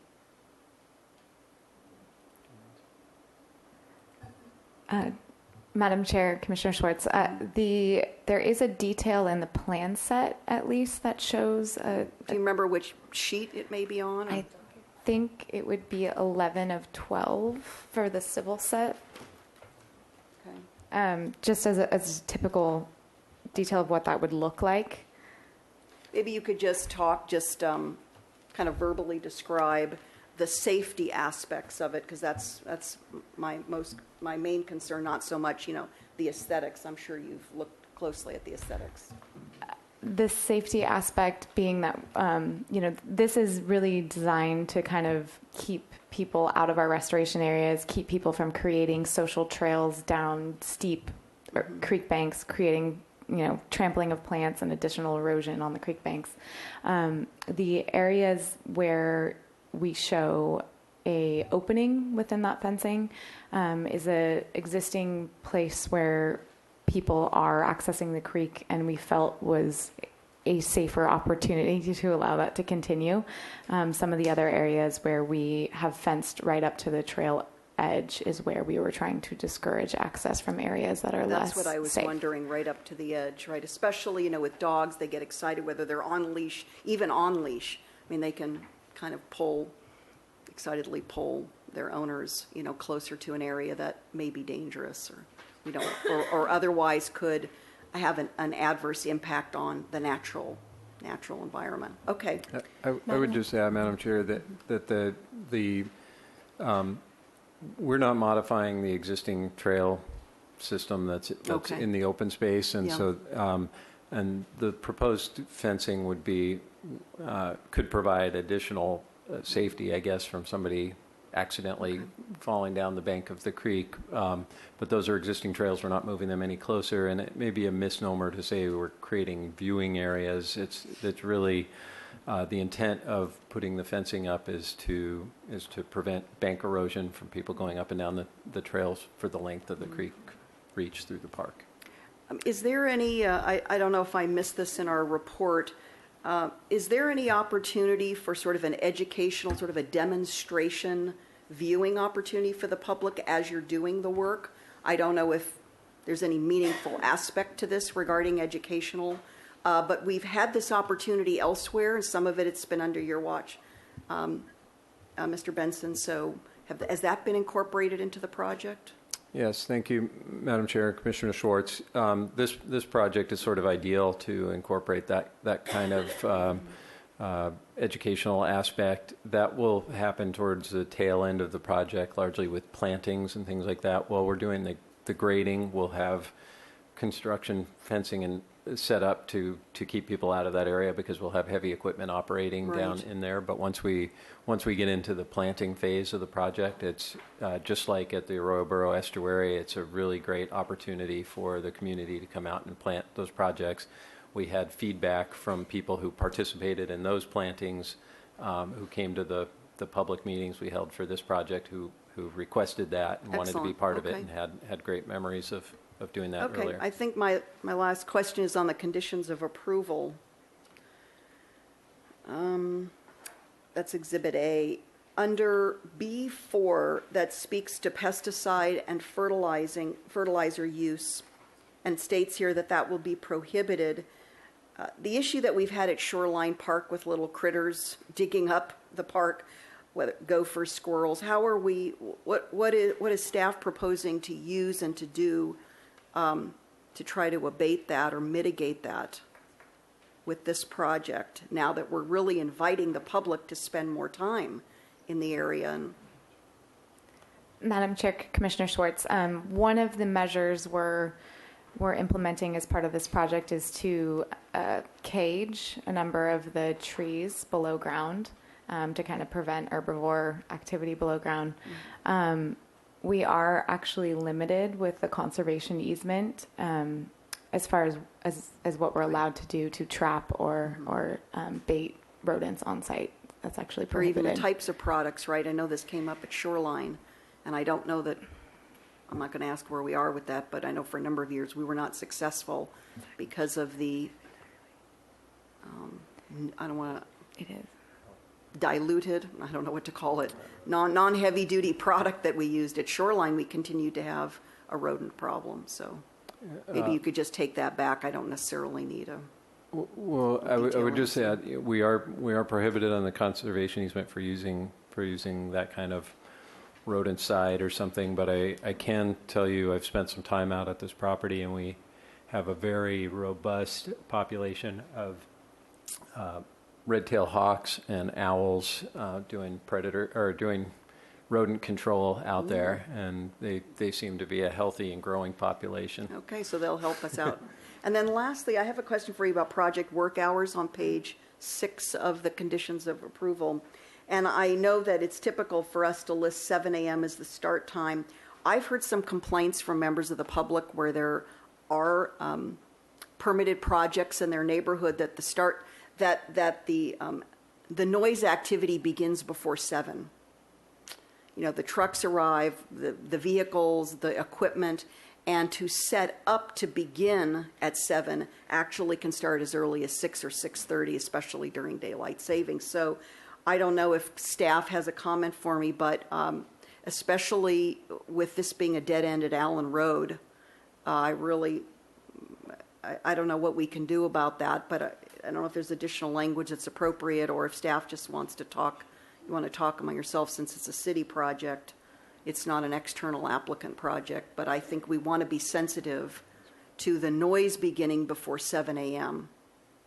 If I could put that on behalf of the public. Yeah. Madam Chair, Commissioner Schwartz, the way I read that condition of approval, it does include the setup and arrival time as part of that. So technically, they would not be allowed to arrive on site until 7 a.m. So if it happens and it gets reported, that's a violation. And you'll look into that, or somebody will look into it on behalf of ourselves, I suppose, on the city. Yes, Madam Chair, Commissioner Schwartz. If that becomes a problem, I mean, we're aware of that situation. I've heard that kind of thing in my own neighborhood. If that happens, if we're not already aware of it, if people hear that and they contact the Creeks Division, let us know, and we will we'll be managing the contractor. So we have that provision in their specifications. So. Okay, and I think one of the commissioners asked, speaking of contacting, how are we going to direct the public, or where are we going to direct the public inquiries or concerns? Will that also be in the written communications that's sent out to the neighboring residents and property owners? Madam Chair, Commissioner Schwartz, yes, both the signage that we'll put on site and the postcards that we send out as the Creeks Division will have contact information for myself to answer any questions that come up. Very good. From the neighbors. Okay, thank you, Madam Chair. Thank you, Commissioner Schwartz. I just had one. I'm going back to the exported material. Have you done any coordination with and I don't even know, because I remember when we saw the Las Positas MODOC multimodal path work, I know there was preliminary grading on the review sheets that we saw, but is there any opportunity here, if this is good structural fill, I don't know if it is or not, but to possibly reuse stockpile and reuse some of that material if there are areas that need to be filled for that project? And I know they'll be putting down a base, and they need a good sub base to put to put down their materials to build the path. So I'm curious as to whether that coordination has been done, but that might be an opportunity to, if there's a place to stockpile it, to lose some of the material if it's suitable. Madam Chair, that is a great suggestion. We have had meetings with the multi-use path planners to just coordinate with the project. Originally, it seemed like their effort was far enough away in the future that wasn't a real feasible idea. But I think given the recent funding that's been awarded to that project, it's worth exploring more if that is an opportunity. Okay. I think, I mean, I've done other projects where I've cut one site and filled another that's worked out pretty well, and it becomes a really good economical solution too. And I'm not saying you're going to get rid of all of it, but and some of it might be silty. I don't know which won't be suitable, but if there's a chance to do that. And just for the record, when we visited the site, I heard you say that basically the neighbors don't want picnic tables there or anything else. There's been some activity that hasn't been desirable occurring along the creek, and I think probably the fencing is good for that, but also there's no plans to augment the site with places for people to sit. Is that correct? Madam Chair, yes, that's correct. From the stakeholder, but also the community meetings we held with the neighbors, we had strong feedback against any picnic tables, benches, bathrooms, drinking fountains, any sorts of those facilities. Okay, so no doggy water fountains either. That's good. Okay, thank you for that. Well, I think it's a great project, and I commend, again, the Creeks Division. I used to do this at the Parks and Recreation Commission, but commend the Creeks Division for the grant funding. You just do a marvelous job with that. And I know the neighbors, although the short-term disruption is going to affect them, I know a lot of them will appreciate the long-term improvements to the creek. They're very concerned with it, and there's a number of them that really want, that are stewards of the creek, and will really be excited to see this happen. So, okay. I don't have any other lights on. Commissioner Jordan, are you putting your light on? Yes, please go ahead. I'll just get it started and make the motion to approve the project, making findings that conforms to the zoning and building ordinances of the city, plus the Coastal Act and the local coastal plan, and approve the coastal development permit in accordance with those findings that are in the staff report, and with the addition that you will change the language on E1 and E4 regarding notifications to include all parcels that have an ingress off of Cliff Drive onto Allen Road, with both city notification and Creeks notification, and that we'll find that missing paragraph on on-site parking requirement and put it in there. Second.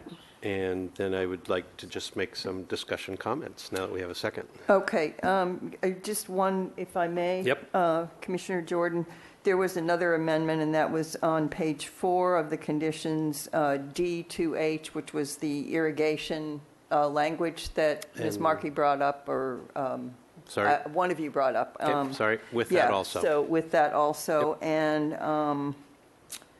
I had a question on what you just include the parking, the notifications. Okay, so I think we have all the amendments. Good. Okay. And we have a motion and a second, and Mr. Jordan, open the discussion. And so I really just have comments, and so I'm hoping that you'll get the same kind of comments from everybody up here, but this is a long overdue project, a long overdue vision for this area. I think if there's some shortcomings here in things you could do more, I hope you're looking to those advocacy groups that are right there down the road, the Urban Creeks Council people, Channel Keepers, Heal the Ocean, my kids selling brownies and and lemonade again, like for the Wilcox too, if you need additional resources there that aren't there. Parks and Rec Committee, Foundation, those type of things. I think it's going to be a jewel that's hidden right now, but not hidden for long once this project gets underway. And then I'd just like to repeat a couple things that were on my mind and add a couple more. And one is that the board signage at the end of the street be really good. My poster child for this right now continues to be the project across from the new Target, that development. Their management of their project site, the board signage they have out there, their upkeep of the street in front of it has just been exemplary. So if you need to look somewhere for what does that look like, that's one I know that looks really good. And I can see a lot of them that look really bad, and I just hate to bring up the bad ones, but that's a really good one. And then again, I saw one of you writing it down, but investigate getting out in front of rather than reacting to the intensity and potential intensity crease down there, and put a quiet zone signing at the end of Allen Road for the benefits of the neighbors there. And then again, if it has to be dog on leash, okay, but in no situation should it be dog free. And if you get behind that curve and you need people to come sit on the minority side of all the dog owners, just holler, because I'll happily come do that. And then I know you're putting in 550 trees, but I just read a horrible article somewhere on maybe LA Times on a UC Davis study about the number of trees that are going to be decimated in the next 20 years in California, given drought and climate change, and what that does to just our, forget all the climate change and carbon talk that nobody wants to agree on, but just what it's going to do to our quality of life. And so if there's an opportunity for you to tree up that place while you have irrigation water out there, because you'll never come back, I don't believe, that you look for some other resources, either Santa Barbara Beautiful or other groups, the Park Foundation, and if it's just an issue of money, you start looking for some funds to put some more trees out there, if that would make sense, while you have this temporary irrigation out there and you're working on your other trees. Otherwise, can't tell you how happy I am to see this project here, and I'm just looking forward to seeing it get started in a few months. So, thank you, Madam Chair. Thank you, Commissioner Jordan. Okay, we don't have any other lights on, and we have a motion and a second, and all in favor? Aye. Aye. Any opposed? Okay, that carries unanimously. Congratulations.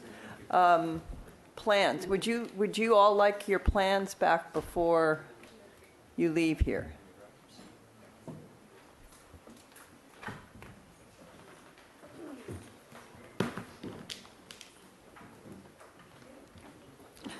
Thank you.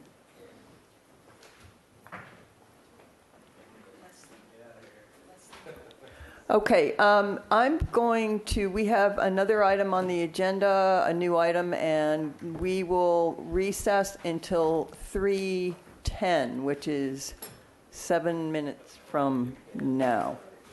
The big hand is on the 2 and the little hand is on the 3, for those of us who can't tell time. Okay, good afternoon. I'm reconvening the Planning Commission meeting for Thursday, May 3rd, 2018, and we're moving on to agenda item number 3C, which is the application of Tony Tomasello, RRM Design Group, as agent for Westmont College to initiate an amendment to the zoning ordinance for the Westmont College Specific Plan, SP5-WC, Santa Barbara Municipal Code Section 30.110.040.B. Did I pass, Ms. DeBusk? Thank you. Allison DeBusk, Project Planner. So Westmont College would like to amend the Westmont College Specific Plan, also known as SP5, in order to provide more flexibility in administering their affordable housing program. The Westmont College specific plan is the zoning designation for property located near the city's northern border, adjacent to Westmont College, which is outside city limits. As some background, the SP5 zone applies to the 41 residential units that are located on Westmont Road, and that development is known as Las Barrancas. SP5 zone was adopted in order to establish a single residential unit district where affordability of the housing is ensured and where specific development standards are established to protect the natural environment and neighborhood values on property adjacent to Westmont College. SP5 includes language that specifically limits the residential units in that zone as being restricted to moderate income households. Westmont College would like to amend the text that in order to eliminate the moderate income restriction, but to still maintain all of the units as affordable housing. In exchange, Westmont has offered to restrict 11 additional condominium units that are located at Tejado Grove as affordable housing units. Tejado Grove is a 13-unit condominium development that was approved by the Planning Commission. It's currently under construction and is located at the corner of West Los Olivos and Oak Park Lane.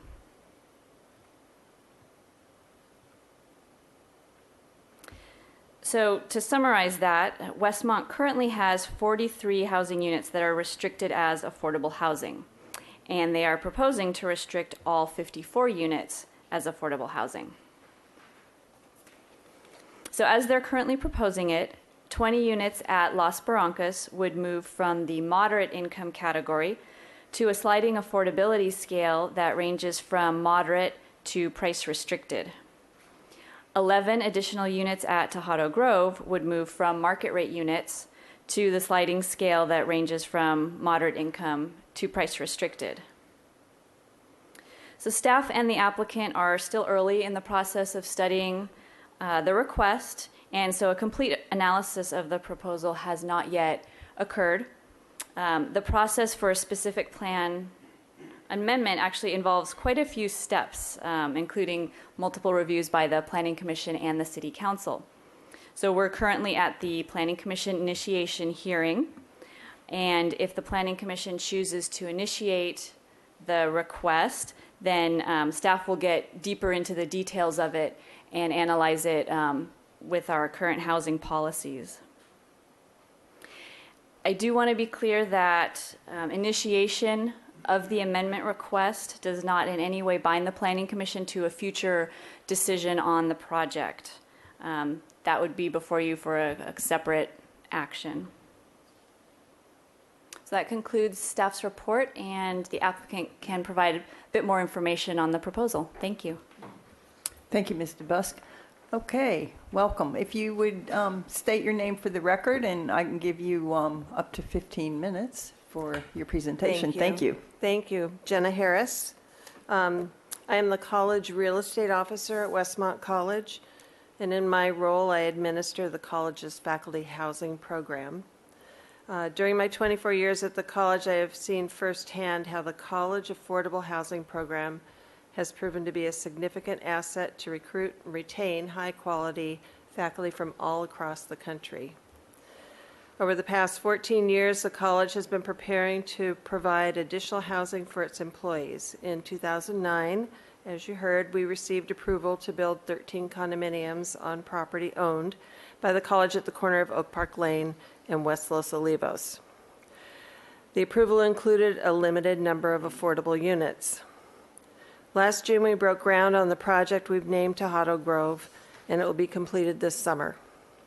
In assessing the affordable housing program's effectiveness over the past 22 years, there have been instances where it has limited the college's ability to offer affordable housing to the people it intends to serve. As the college looks to the future of its program, we realize refinements are needed to improve the program's effectiveness and long-term success for our constituents. Thank you for your consideration and support in initiating the specific plan amendment and in helping make the program work better for Westmont employees. At this time, I'd like to introduce Tony Tomasello.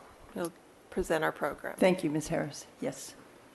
Mr. Tomasello, welcome. Thank you very much. Good afternoon. Tony Tomasello with RRM Design Group. As Jenna mentioned, Las Barrancas is located next to the college, and there exist 41 existing moderate income units. And while it's been a great asset to the college over the last 20 years, I've noticed a couple challenges, and I'll kind of walk you through a few specific examples that are beginning to emerge as these scenarios that they come into conflict with quite a bit, and which this program would help to improve. So the first is faculty earning above the moderate income level cannot qualify for a home at Las Barrancas, and there's quite a few that fall into that category based on a variety of reasons. Yet they still earn too little to afford a market rate home in Santa Barbara. And the second is that all the Las Barrancas units are 4-bedroom units, and family needs change over time. So as families kind of grow and expand, and in their later years kind of shrink, that lack of housing diversity presents problems with them. That's why they're going through this effort for Tejada Grove to provide a little bit more diversity in the type of units that they can offer. So please mind the clip art, but our first scenario, this is a real person that is a professor at Westmont. So a single professor who recently received a doctorate. They're moving to Santa Barbara from the Midwest, from outside the area. They are added to the waiting list initially when they come on board, and they may wait a year or more for a unit to become available. And in that time, they may have, when they first started, been able to qualify at that moderate income level, but over the year or two before that unit becomes available, they may have received a pay increase, and at that time that a unit becomes available, they can no longer qualify at the moderate income level. So that's the first. The second is a 2-income household. A professor could be married and is 2 years into his or her career at a place outside the area. They accept a position at Westmont and are placed on a waiting list again. While the spouse is not working initially when they move to the area, in that time again that they're waiting for a unit to become available, that spouse takes a job, and suddenly they're no longer available or able to qualify at that moderate income level when it does come available. And lastly, to the point of the housing diversity, aging faculty. So a senior professor that may have been at Westmont since it in Las Barrancas since it was built in 1996, has lived there with his wife and 3 children since then. Now the children have grown up and live elsewhere. They're ready to downsize, to move more into an urban area in Santa Barbara. They can't afford a market rate home in Santa Barbara, but their incomes exceed the limits, both at the moderate level and potentially even the upper middle income level, but they still cannot afford a market rate unit, and so these would be ideal buyers for price restricted units.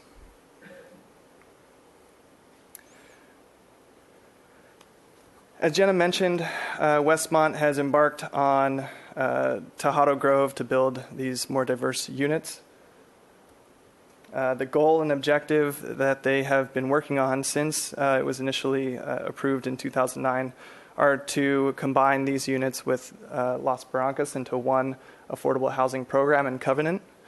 It increases the diversity of housing opportunity, allows greater mobility for employees. It provides greater range of income under this new covenant to serve a broader segment of Westmont faculty. It sort of right sizes the program based on the college's needs, and it helps them better attract and retain top-tier faculty and employees in the future.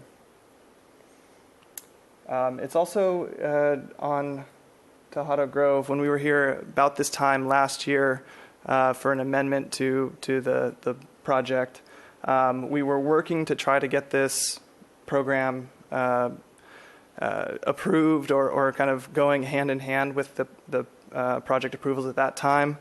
Unfortunately, because of these issues with the specific plan amendment needing to occur and these other amendments to the covenants, we went forward with the inclusionary housing covenant at that time, and I think we kind of mentioned that we're coming back with these program revisions. So that's what we're doing here today. Existing affordability breakdown, I think Allison went through this pretty well, but there's total affordable units right now are 43, and there's 11 units at Tejado Grove that do not have affordability controls. The proposed program is to voluntarily deed restrict these 11 units, combine them into one program, and then make some adjustments to the affordability levels of the total combined. So there would be 21 moderate income units at Las Barrancas that would not change. Those 2 middle income inclusionary units at Tejado Grove would not change. And the remaining 31 units, the 20 at Las Barrancas and 11 at Tejado Grove, would be flexible and would be based on the income levels of those people when they apply and wherever they are in line for a unit. So there would be no less than 25 moderate, middle, or upper middle units, and this is similar to how Bella Riviera operates at Cottage Hospital. And no more than 6 price-restricted units, which are similar to the East Beach Collective, if you're familiar with that project. In the proposed program, there are a total of 54 units that do have affordability covenants. This is a comparison of the sales prices that the maximum city sales prices at the various income levels. And below are the estimated or target sales prices, kind of what they're thinking for where they would actually sell these things at. And you can tell that there is a substantial difference in what Westmont is anticipating that they would sell these at versus what they technically could or what the city allows these to be sold at. And the reason is that they're not trying to increase their revenues or something. They've significantly invested in this program, and the idea is to allow additional flexibility for people qualifying into this program based on their income. So that additional flexibility, the moderate, middle, upper middle, and price restricted is primarily geared toward getting more people in the program based on their income, not qualifying people out. Again, the specific plan references that all the units at Las Barrancas must be moderate, and to implement this program, we need that to be amended per staff's recommendation to allow that flexibility. There are a variety of policies, both in the housing element and the land use element, that support this. This is an employer-sponsored housing program. It's a community benefit project, priority housing profile. It helps reduce the jobs housing imbalance. You're trying to get people who work at Westmont to live close there. It increases the total number of affordable units in the city, and you're providing incentives for the private sector development of new housing and households earning above 120%, so sort of that missing middle that we hear about often. Ultimately, this creates a more flexible, usable, and successful program for Westmont and its employees. It achieves Westmont's goals for the future of the program in terms of getting more people into the program, serving a broader segment of its faculty, and providing additional diversity in the type of housing that they can offer. It ensures continued long-term affordability for these units. It increases the total affordable units in the city, and it can serve as a model employer-sponsored housing program for other companies to emulate. Again, as Allison mentioned, we are at the initial steps in this process. However, the construction is scheduled to be completed this summer. So we're trying to work closely with staff to expedite this process. We're hoping that these covenants can be in place when these units are completed and ready to sell. And we're available for any questions you might have, and appreciate your time and consideration. Thank you. Thank you very much, Mr. Tomasello. Appreciate the presentation. Couple lights on. I think we started with Commissioner Campanella first. Hot on the button today. Mr. Tomasello, if you can. The way for all of the 54 units, then, when somebody wants to sell those, Westmont would buy them back? Correct. And for the affordable, regular affordable units, that buyback would be determined on what the current what the current affordable prices would be? The buyback, as I understand it, would be based on what the initial sales price of that was, based on a guaranteed return or interest that's accrued for these units. So essentially a very low risk investment for people who are buying these units. So let's say I've held on to the unit for a while. So market might, the current affordable might be $250. I bought it at $200. Am I going to get, when you repurchase it, is that person going to get $50,000 more than they bought it for, or are they limited to how much appreciation? I believe they'd be limited to how much appreciation was in that contract. Okay. Is that correct? Sorry, Jenna. Yep. Yeah, you want to take that one? Sorry. So the way it works is we have an index. It's based on the faculty salary increases annually, and we index the homes up based on that percentage every year. Overall salaries of that particular employee? It's based on, right now, the moderates are based on the assistant and associate professor, step 7, average. So we average that number, that's the percentage that we use, and apply it to the index. So the homes have indexed up every year since the program started. So the employee has an idea potentially on what they could realize when they come to sell. And then when you resell it, do you resell it for that same price, or does that price get adjusted currently and prospectively? Yeah, currently we sell it for the same price. Going forward, because we'll have different levels of sale price, depending on what they're qualifying for, it will sell for that price. Okay. So I guess in a way this helps you keep them filled versus waiting for someone to come along new with an income that would qualify for an available unit, correct? Yes, that's true. It also ensures that the people who come in who qualify would be able to buy a home if we have one available. We've run into the scenarios that Tony showed that that's been common.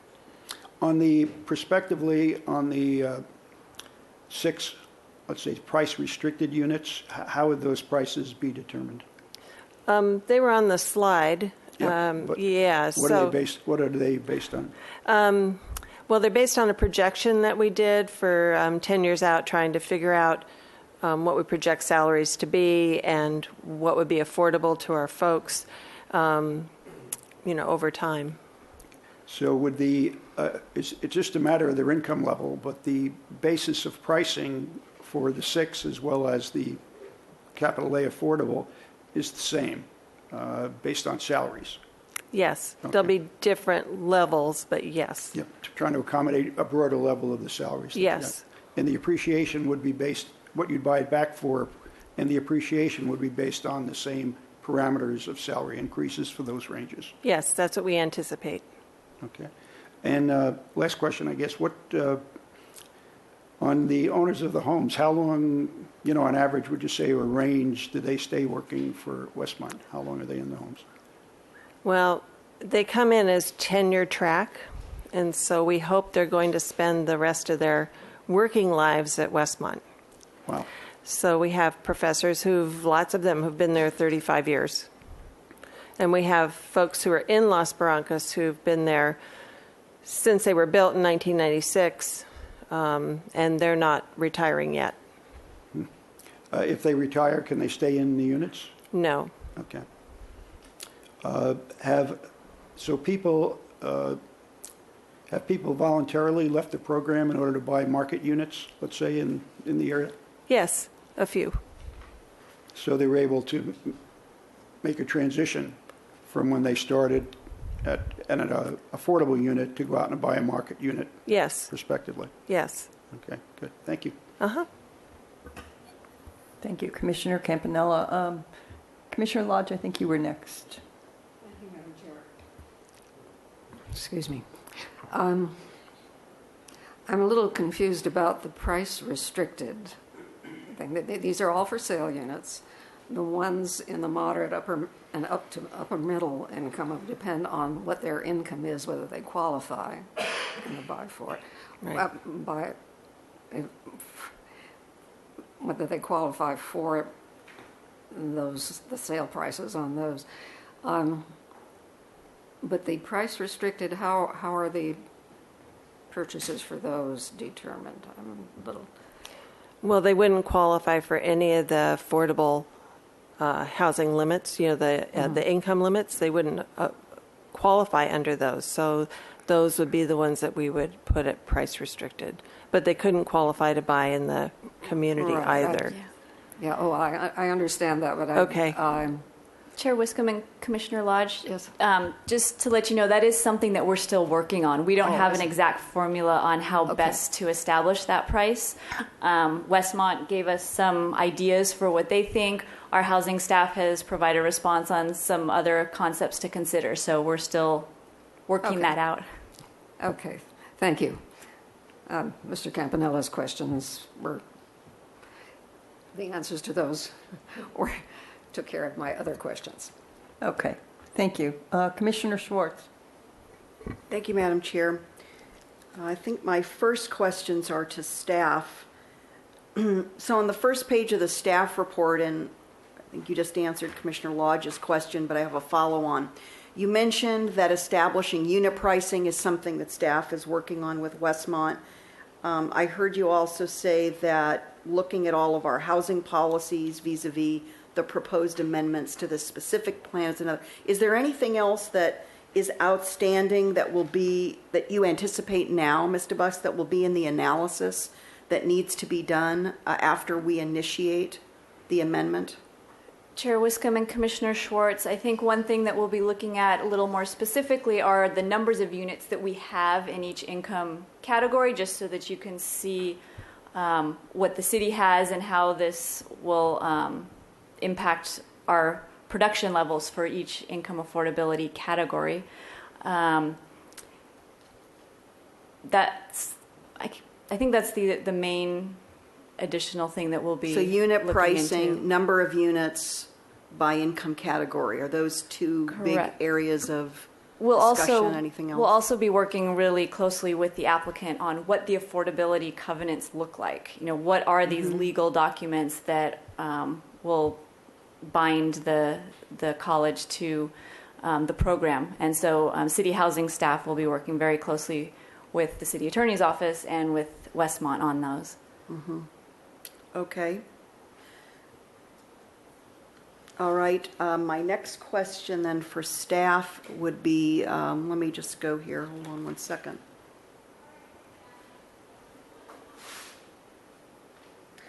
On page 4 of the staff report, there's a discussion about environmental review. And I'm a bit confused. On the one hand, under the section entitled Environmental Review, staff has determined that initiating amendment would not have an environmental effect, given that there be no physical change. And yet, it appears as though in the next steps section, there's a reference to needing to do environmental review. So to me, this is a little contradictory. Can you help me understand? Sure. Chair Wiscombe and Commissioner Schwartz, the statutory exemption that we cite is just for initiation of this request. No action is taking place that binds you to a decision. So that's why it's statutorily exempt. Okay. When the project itself comes before you, we will need to do environmental review on the actual amendment. And so we think that that will also be exempt given that there are no physical changes. So we were just explaining our thought process that we don't anticipate environmental issues, but we still have to go through that process. I'm sorry, let me just press a little bit further because it's still a little confounding in the sense that we've already approved the Tejado Grove development. So there are no new additional units being proposed in conjunction with today's hearing and even the follow-on, the subsequent one when this comes back.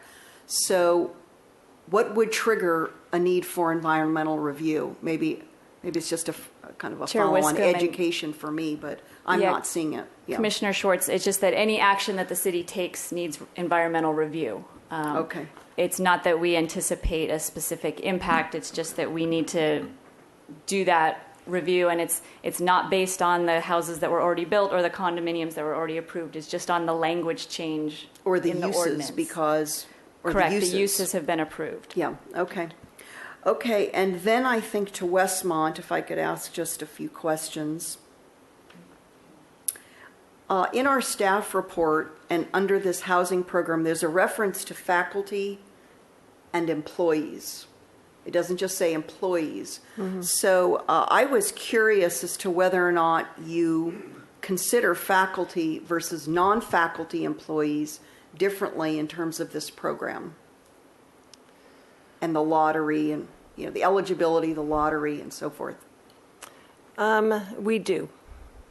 Can you talk to us a little bit about that? Yeah. So traditionally, this has been a faculty program. The homes in Los Broncos were built for faculty. When the Tejado Grove was approved, there is an element for including employees. And what do you mean by an element? Certain number of units or No, set no, but aside we for- could elect to also sell them to employees who qualify. So not all of our employees qualify for housing assistance. So they'd have to be qualified for housing assistance in order to be considered for there. And of course, they'd have to meet the income guidelines and the other aspects of affordability. So are you saying that are faculty prioritized in terms of, you have a list of eligible faculty, you have a list of eligible non-faculty employees. Do you prioritize allowing those who are eligible to be considered for these units before or prior to considering non-faculty employees? I don't know if we prioritize them. The deal is that there are more faculty who are eligible than there are non-faculty employees. Okay. And I'm wondering also what the frequency is of Westmont's reconfirmation of income once the faculty and or other employee moves into the units or acquires the units, buys the units. Yeah, so the income eligibility is a one-time qualifier. They need to meet the income eligibility when they purchase.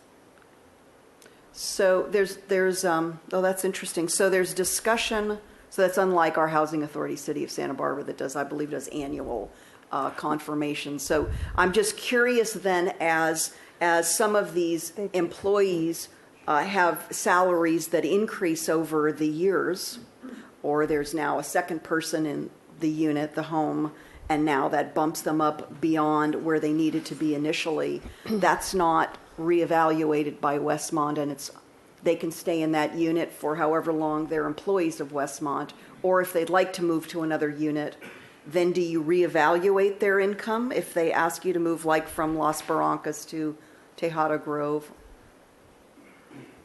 So Westmont does not qualify them. They are qualified through the City of Santa Barbara. Through so the I should housing. direct that question to staff. staff. We do not get involved in their incomes and their assets. So I'll turn to staff. Maybe Thank Mr. you. Busk, you could help answer that question for me. Just looking at, is there a ladder? I mean, we talk a lot in terms of housing production in the city between AUD and ADUs and other housing. So is there a ladder opportunity for employees that start out at one level and then perhaps their income rises and now they have other opportunities beyond the unit that they initially purchased? And how does that work with the city's program, Mr. Busk? Or Ms. Randolph, hi. I don't know the answer to the question you just asked, but I would say that, for instance, if a Westmont owner elected to buy a Las Barrancas owner decided to buy in the new project, they would be considered a new buyer, and they would have to qualify under as if they had never owned Las Barrancas property. So they'd have to provide all of their qualification documents depending upon how that floating unit was going to be defined as moderate, middle, upper middle, or price restricted. So someone starts, I'm looking at Las Barrancas, I'm looking at a table on page 3. So someone starts at moderate, 120% of AMI. And over time, they and or the other household members' combined income pushes them up above 120%. Nobody's monitoring that occurs, and it's really up to them if they want to move from that 4-bedroom unit. They want to downsize. In this case, it would be downsizing to a 3 or 2-bedroom unit at Tejado Grove.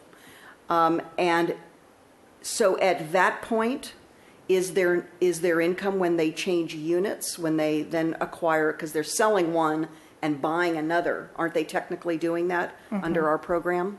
So then the income at that time is reestablished.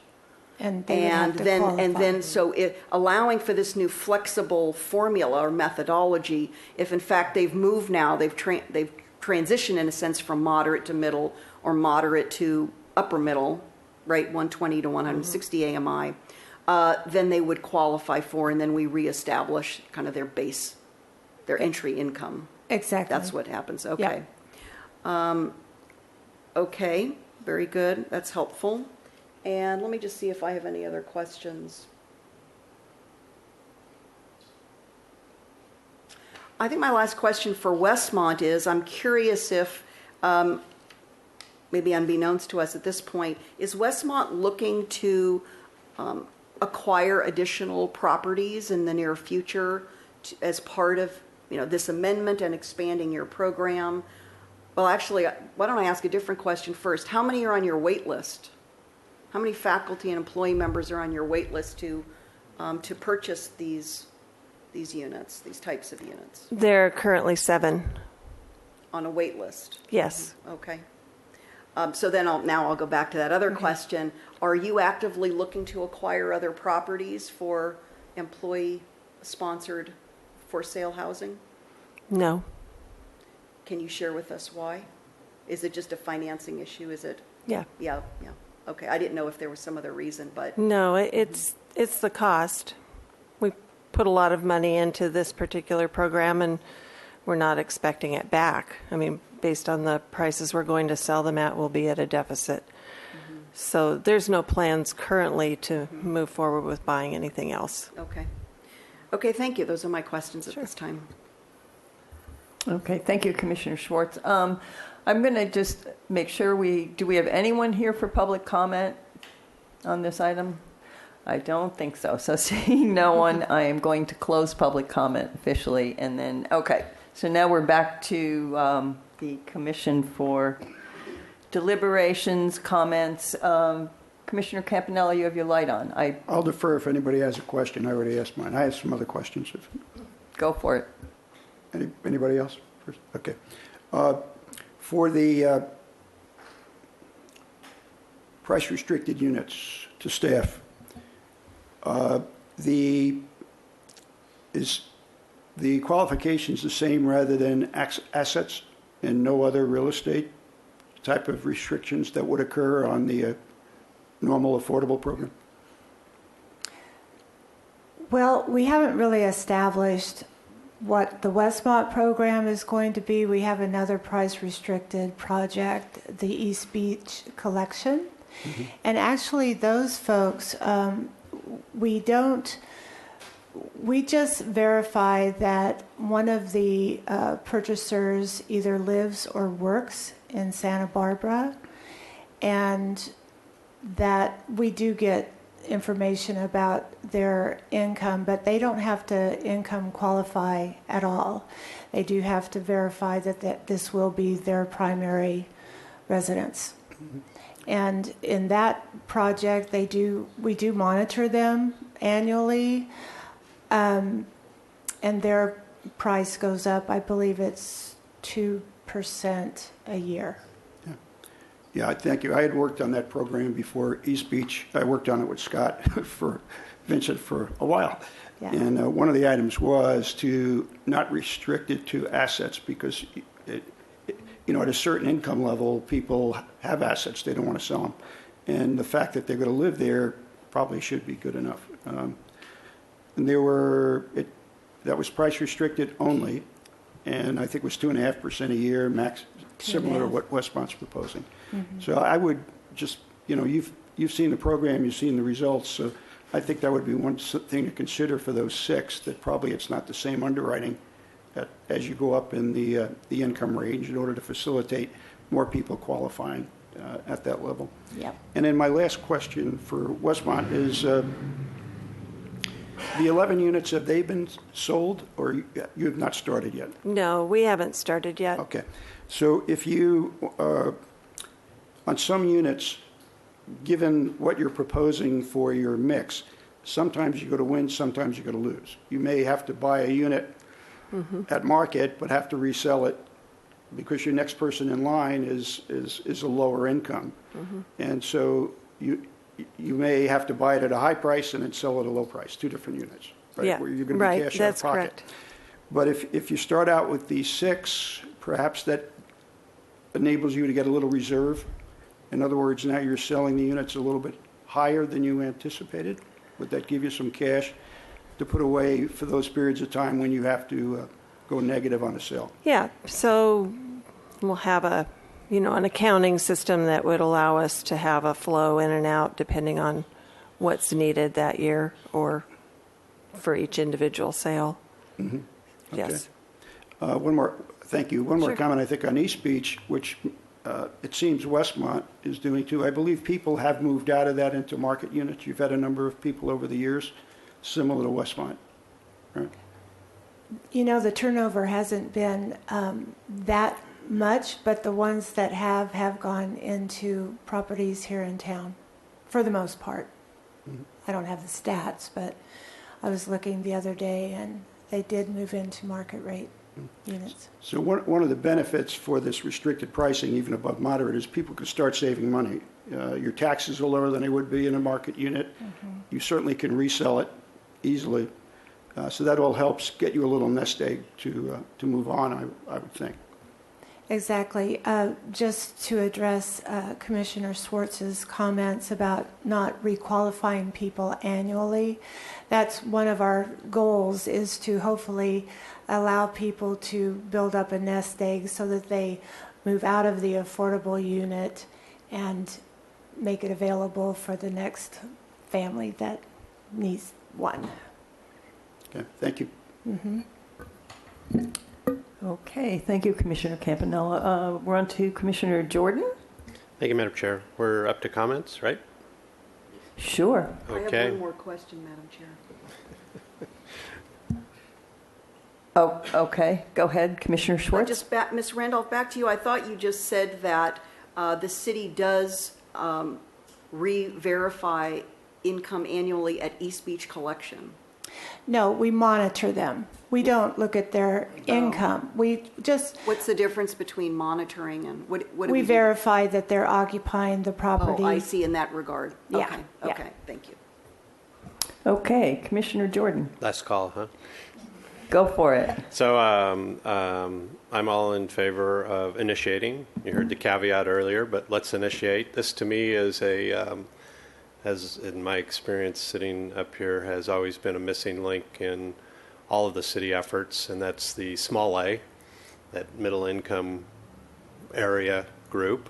And all we're talking about is adjusting to the reality of this ladder of growth in the small A, and these should be people of a earning and spending capacity that we want to keep in town, and we want to keep this program going. And any talk of, I heard transition mentioned, I am pretty sure, given what you said about the people that are in that program, the only reason somebody would transition to market rate is they just don't like the type of housing you're subsidizing and providing them. They want a yard for some reason, or they want bigger rooms or something.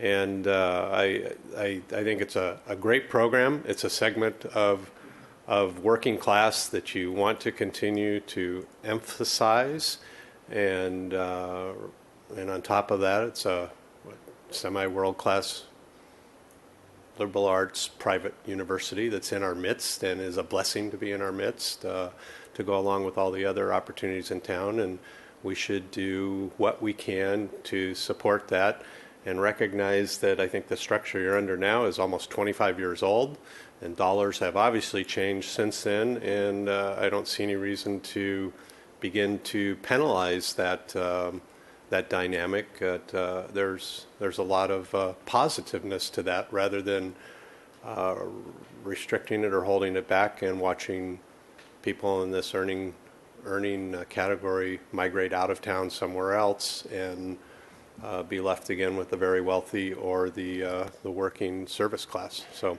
I'm all in favor of starting the process, and I'm really sorry to see that whole long list of stuff you have to go through just to do what seems like common sense. I mean, we need to increase some other lists that don't seem like common sense and reduce this one. So thank you, Madam Chair.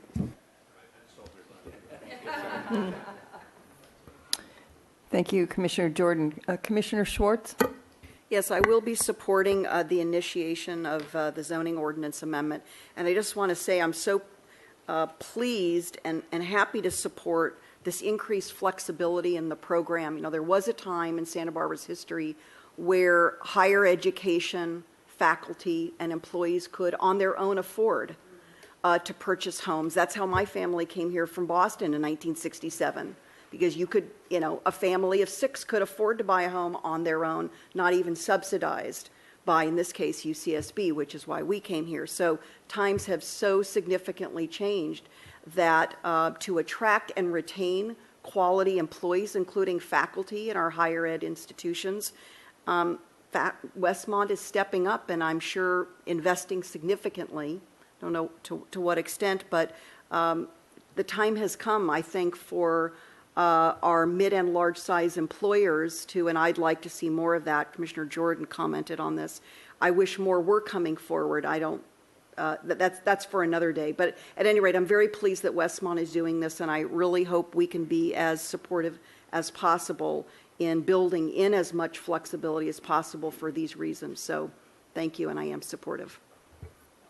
Thank you, Commissioner Schwartz. Commissioner Campanella? Yes, I too am supporting it, and appreciate the experience factor, requesting flexibility, which is something maybe we hope for. If we can maybe convince other employers or groups of employers that there are examples, East Beach, yourself, Cottage Hospital, where certain formulas were put in based upon the nature of the employees that they work with. I mean, I think the employer-sponsored housing component of the AUD program is pretty flexible as well. The idea, we haven't seen one come in under it yet, but there's just a starting maximum salary. I think it's 210 or 210% or something like that. But it's flexible based upon the needs of the employer. So I think you folks have given examples on how to adjust to especially your salary base, which I think is a real good way to do it. And hopefully we can see some other employers come in and work with staff utilizing the examples that we've seen from at least 3 employers to date. So thank you for your efforts and imparting your knowledge on us on how maybe these programs can work. Thank you. Thank you, Commissioner Campanella. Commissioner Lodge? I move to initiate the amendment for the Westmont program. Second. Okay, motion made by Commissioner Lodge, seconded by Commissioner Higgins. And I just want to say I was very excited to read this. I think it's bright, it's flexible, and it's absolutely a great direction to go. And I commend Westmont for providing the workforce housing. I echo 100% Commissioner Jordan's comments. Rare, but I do. No. At any rate, okay. We have Commissioner Lodge has her light I'm on. sorry. Yeah. Oh, okay. So we have a motion and we have a second, and with no further lights on, all in favor? Aye. Aye. Anyone opposed? Okay, that carries unanimously. Thank you. The zoning is initiated. Okay, we're going to move on now to item number 4, which is our administrative agenda. A1 is staff hearing officer liaison report. Next time. Okay, we have nothing there. And A2 is other committee and liaison reports. Commissioner Lodge? Thank you, Madam Chair. At the April 18th meeting of the Historic Landmarks Commission, they approved the removal of 6 very large South African coral trees at the corner of Mitchell-Torrena and State Street. So when you see those coming down, it has been approved. They are going to be replaced. The issue with them is that they tend to drop limbs, apparently, and they were concerned about that. They are, however, being replaced by 6 Sykes coral trees, which also drop limbs, but apparently not as frequently. It will take 15 to 20 years to get back to the current size of the trees. But anyway, now people have been forewarned when they see that start to happen. I think a lot of Santa Barbarans get distressed when we see trees go away. Thank you. Okay. I don't see any other lights. I have a couple reports here. I attended the Downtown Parking Committee meeting on April 12th. Commissioner Jordan was there too, if he wants to pipe in with any comments. But the committee was updated on the listening workshop held for the funk zone parking with the stakeholders. They said there were about 35 attendees. It went really well, and basically it was what works well, what doesn't work, and what needs to be left alone. So they're taking that. They're going to do a funk zone parking survey that includes capacity, occupancy at different times of the day, and duration of visits. In other words, how are people getting to the funk zone? What time of the day do they come, and how long do they stay? And then the information collected from the workshops, the surveys, and studies will all be consolidated into key themes to provide a framework for recommendation.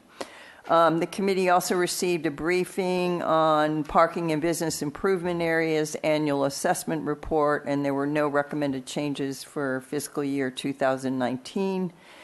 And then the committee received an update on the proposed valet ordinance. In addition to the reviews by the Downtown Parking Committee, staff has met with valet operators, stakeholders, and the Access Advisory Committee twice.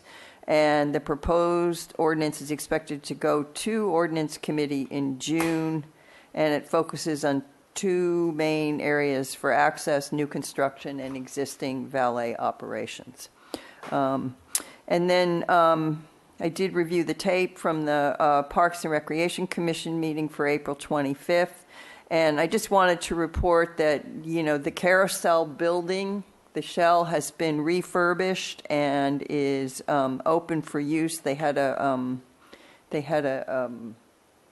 grand opening ceremony there, and they had done some refurbishments to the building. So the building will support recreation events, including fitness classes, and provide a unique new venue for Santa Barbara's waterfront for private and community celebrations. It's a 3,600 square foot interior with a maximum capacity of 240, and obviously its proximity to the beach and the wharf make it a really great location. And then the commission is also in is in the budget cycle right now, as are all the departments. So that's all I have to report. Anyone have anything else? Okay, our next scheduled regular meeting will be on May 10th, Thursday, May 10th at 1 o'clock right here. And thank you all very much, and we are adjourned.